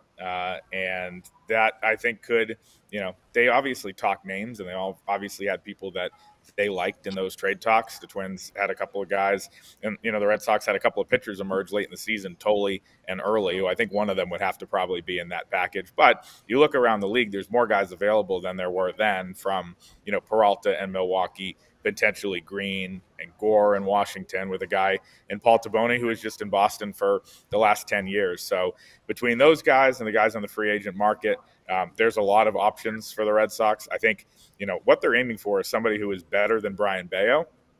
Slide Bayo to be your number 3, figure out the 4 and 5 from a bunch of internal candidates, and then have the number 2, be a big name, whether that be Joe Ryan or any of the other 10 guys you could get this time of year.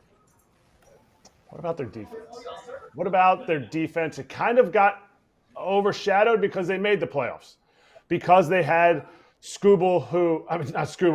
Crochet, because they had somebody that's like, you know what, Crochet's going to do great, so his defense must be good. But really nobody needs to make any plays when he's out there. He just punches everybody out and goes 8 innings.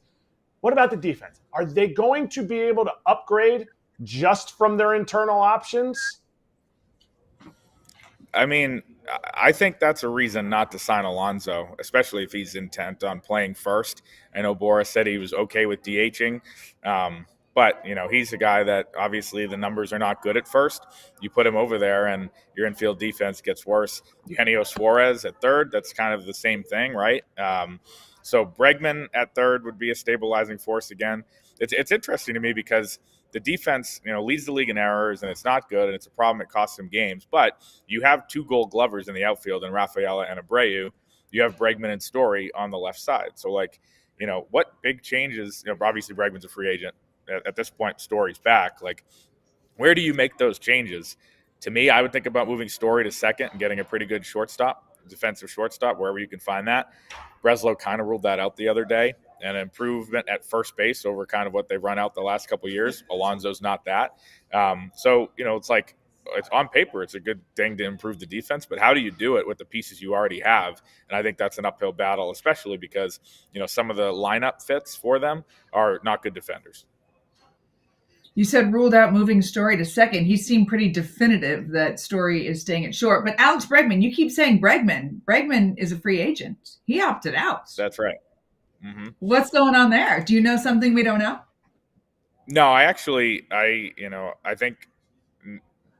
Red Sox fans think that it's a lock that he comes back and a guarantee. I think that it's very much up in the air. Obviously, he's a guy they enjoyed having for a year, but I think some team is going to get into silly territory to put themselves over the edge, like a Seattle, or a Detroit or something like that, and gives him, a 6-year deal, or maybe, I don't know, extends it to a 7-year deal to secure the player without the qualifying offer attached. And I think the Red Sox are going to be disciplined with that. I don't think it's going to be a blank check as much as they loved him. And I think they could get outbid, and that would really, throw the offseason for a loop, because I think he is, one of the top priorities. I was just saying, like there is, even with him and Story on the left side of the infield, 2 veterans stabilizing forces, the defense was still bad as a whole. So to me, the question is like, how do you improve that over, having a guy like Bregman, who a year ago had won the Gold Glove, and a guy like Story, who is thought of as a good defender, who kind of is in decline with that. So it's an easier thing, like I said, to say, let's make the defense better. But how do you do it? That's a tough question. All right, Chris, I want to know this. You keep talking about Bregman. Here's my thing. Alex Cora, who will be on the show next week. Sam, just tease for all the audience. Who's going to interrupt him? LeBron? No. I'm more an MJ guy. Sorry, I'm an MJ. MJ's a Tar Heel, so that's all that matters. I'm an MJ guy, okay? Not LeBron. MJ's the GOAT. But I'll just say this. Alex Cora will be on next week, and every time I talk to Alex Cora, right-handed power. Bregman's great. Pete Alonso. Can we talk Pete Alonso? How good would he look going up there, mashing 40 homers, driving in 100, playing 162 games every year for the Red Sox? Yeah, I mean, I think that works in the lineup. But the thing with first base, if they look at him that way, obviously the range and the numbers that Boras kind of dismissed yesterday, but are real, should give them concern. And also, like, you have Tristan Casas, who I don't think he, at this point, has proven that he's going to be able to hold that starting job, but he still has a lot of upside, and the organization appreciates and acknowledges that. And you have Yoshida still under contract, and you have too many outfielders in spots, and you need to probably DH one of those guys. So to me, it's like there's going to be a hard decision somewhere. And I think they're going to try to find that perfect world where they need a power hitting first baseman who's also great defensively. If you could find that guy and plug him in, that's perfect. Obviously, I don't think they're going to be able to. So, is it you trade Yoshida and, pick up a lot of that salary and sign Alonso or Schwarber to be the DH and have Alonso play some first while Casas works his way back? There's a lot of different iterations of how that could go. Obviously they need more power. Power wins playoff games. You look at who led them in home runs last year. Devers was like 5th or 6th on the team, or maybe like 4th, and he didn't play for them after June 15th. So that's a little striking. The guys like Abreu can hit it out, Story, but those guys are streaky, as we know. So I do think they need that, consistent power bat that, made Red Sox teams so great in the past, especially with where they play. Give me 40 homers over defense, just that way. Chris, by the way, I don't know if you know where I am, but I'm just going to – can you see what that is? You know what that is, Chris? Wait, I do not know. Oh, okay. You're not a Tar Heel fan then. That's it. Michael Jordan's golf course. Oh, okay. Yeah, I saw 23, and I was like, well, that probably makes sense. We didn't overlap there, believe it or not, so. No. Really? Yeah. No way. Sorry. I want to know why there's not more Kyle Schwarber back to the Red Sox talk. Left-handed, Heidi. Left-handed. They need right-handed. He hits lefties as good as he hits righties, though, which I think makes it a possibility. Yeah, I mean, I am Team Schwarber over Alonso, and I think everyone is. Well, not everyone. But another guy Cora loves from when he was here in 2021, and he was, amazing for them down the stretch and in the playoffs. A great leader, cultural fit. I think with that, there's more doubt that the Phillies let him walk compared to the Mets not re-signing Alonso. I think you talk to people here, and they're like, Dave Dombrowski doesn't let guys get away, and the Red Sox are hoping their old friend does let this guy get away. I think Schwarber would be great. He was in that 2021 stretch, but both of them, I think, pros and cons for sure.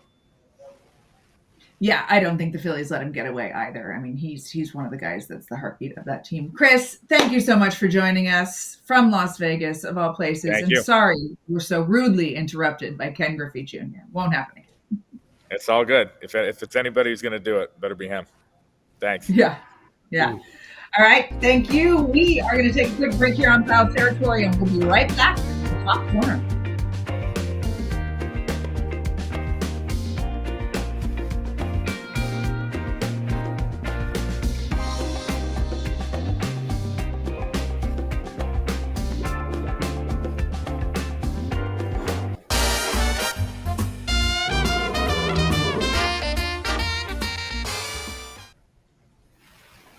We get it again. The NL MVP, BetMGM odds from starting the season.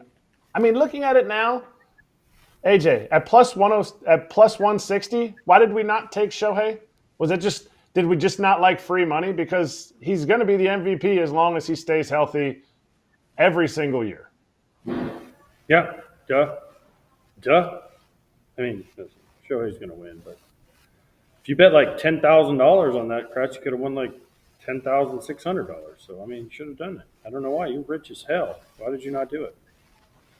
Yeah, I'm at my golf course right now too. If you show my picture, that's where I am. I'm about to play a round of golf with nobody. But I mean, Schwarber made I'm not at my golf course.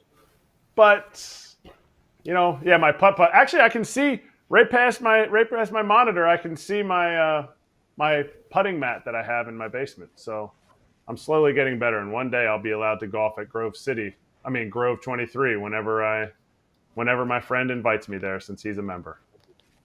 Well, better call Griffey and see if he can get you in.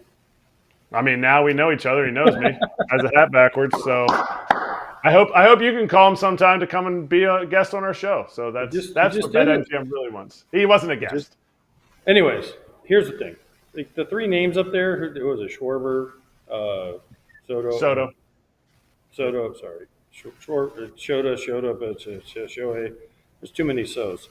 But Schwarber, Soto, and Shohei. Shohei's going to win this every year as long as he keeps healthy and he can pitch and hit. I mean, there's no way you can lose this award.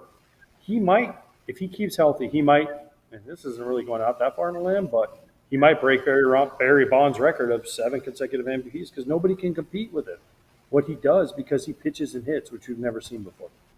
Not consecutive. 7 total for his career. That's what I mean. Yes. Yeah. Yep. Heidi, this is your read. BetMGM players will receive a no-sweat token to apply to any bet on pro football. To use the token, add a bet on pro football event to your bet slip and activate the token. Receive bonus bets if the bet that was made with the token loses. If you have a gambling problem or concern, call 1-800-GAMBLER. Thank you, Kratzy. Thursday Night Football. Yeah. MLB awards tonight. Whatever.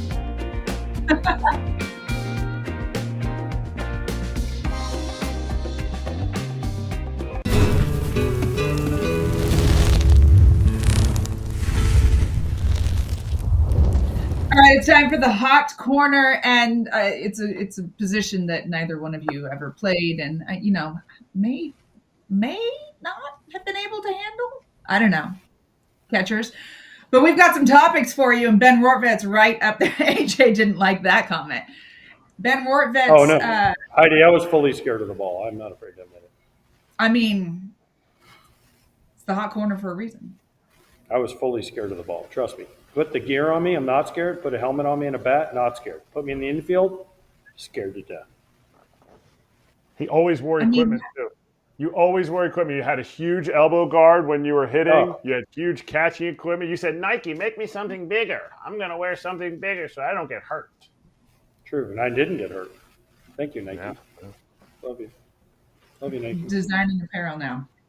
Ben Rortvedt, also a catcher. Reds claimed him. He was starting for the Dodgers in the wild card series. And really, I mean, when but Will to play Smith where? To play where?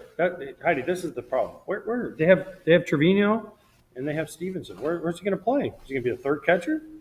I mean, he's going to be Homer Bailey's Homer Bailey's personal catcher? Like, what are we doing? I don't know. Like, where's he going to play? That's my problem. Like, what?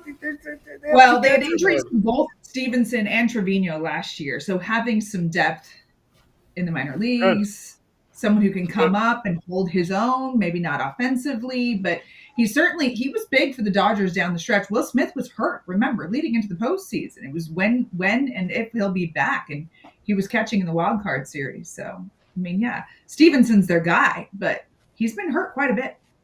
I hate this for Ben because I was there, but if I did my math right, and maybe we'll have to get it finalized, I think he has an option left.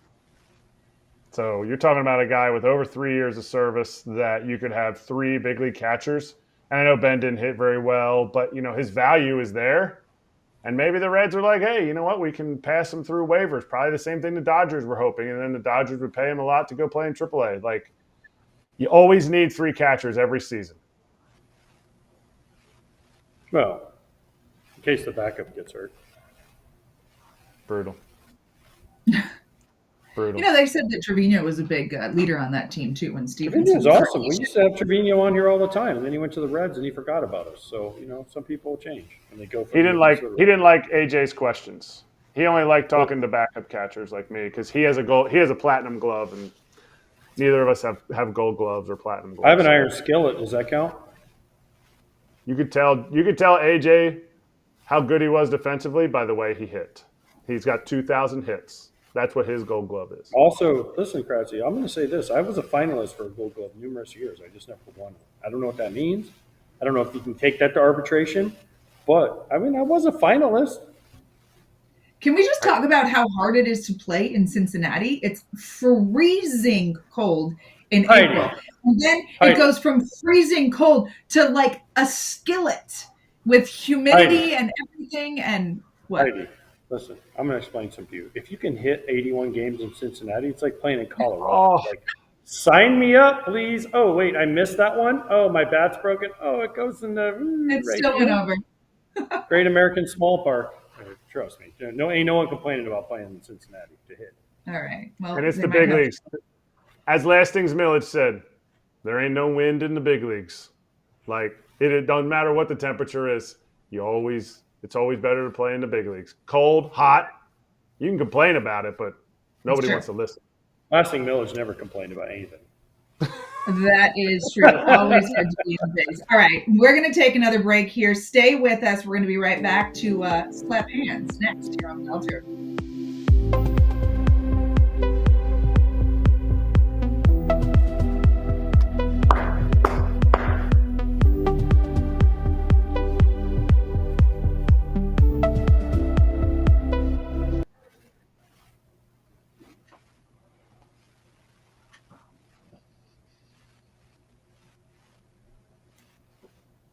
Heidi, what are we hearing? We're hearing about MLB qualifying offers. I'm still getting used to this format, guys. So, Kratzy, I need you to prompt me every now and then. Heidi, it's no Nesson, okay?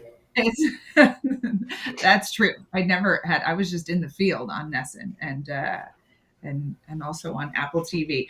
All right. What are we hearing on qualifying offers? The Cardinals have some movement going on, and Chaim Bloom took over. I'm interested to see what Chaim Bloom does because he was there in the organization kind of waiting in the wings under Mozeliak for a while, and now it's his baby. So we're hearing Brendan Donovan, Nolan Arenado might be on the move. What do you guys think about that? Kratz?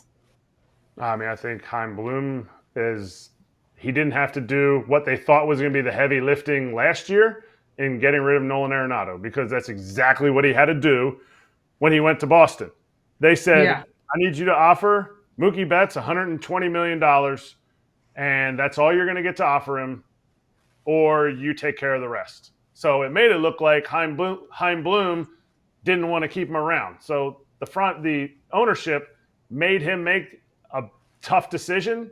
So good for the Cardinals for not making him be the guy who comes in and just wrecks house. There's still some stuff he has to do. So I hope he can get Arenado off the books. I hope he can get something for Brendan Donovan because I don't think it's the Cardinals' year this year. But if you look at what he did with the Red Sox, he's already started that in the minor leagues, kind of revamping how they did stuff in the minor leagues, and hopefully that comes to fruition.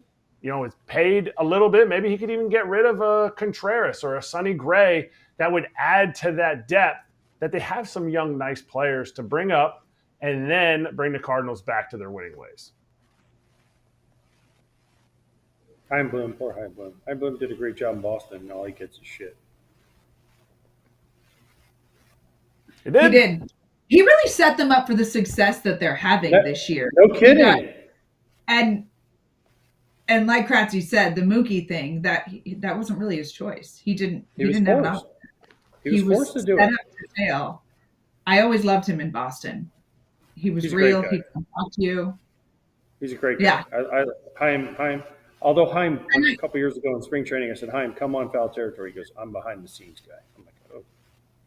Okay. Well, I feel like also he could be huge for the Cardinals to get back to their winning ways. I think they've been a little stagnant. Agreed.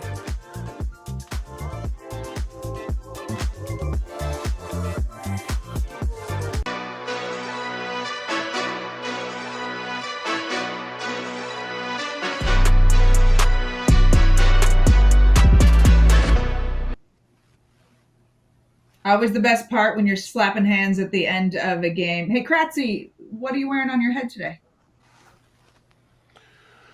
Jayce Tingler's new assistant to the director of the head coaching, minor league coaching, extra strategy coach for the Giants.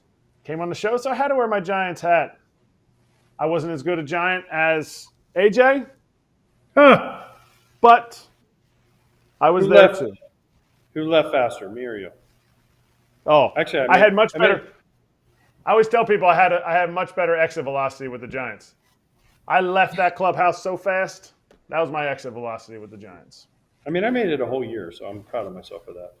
But I will say this: I'm more of a slap ass guy than a slap hands guy. Okay, that's fair.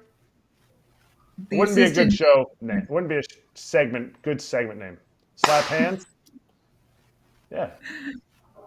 I mean, I think half the guys do it in the line anyway. Why'd you guys leave, speaking of the opposite of Great American Ballpark, why'd you leave so quickly in San Francisco? Because I stunk and they didn't want me. Me too, Kratz.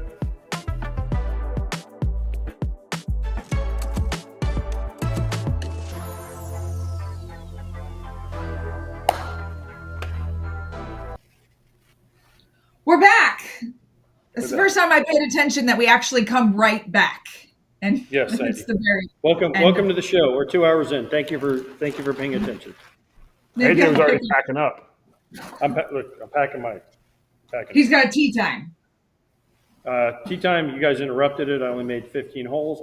My last hole though, I missed the hole in one by this far. No. Do you have video of it? Everyone in my group thought it was in this far. Do you have video of it? No, I don't take video of myself. Then it didn't happen.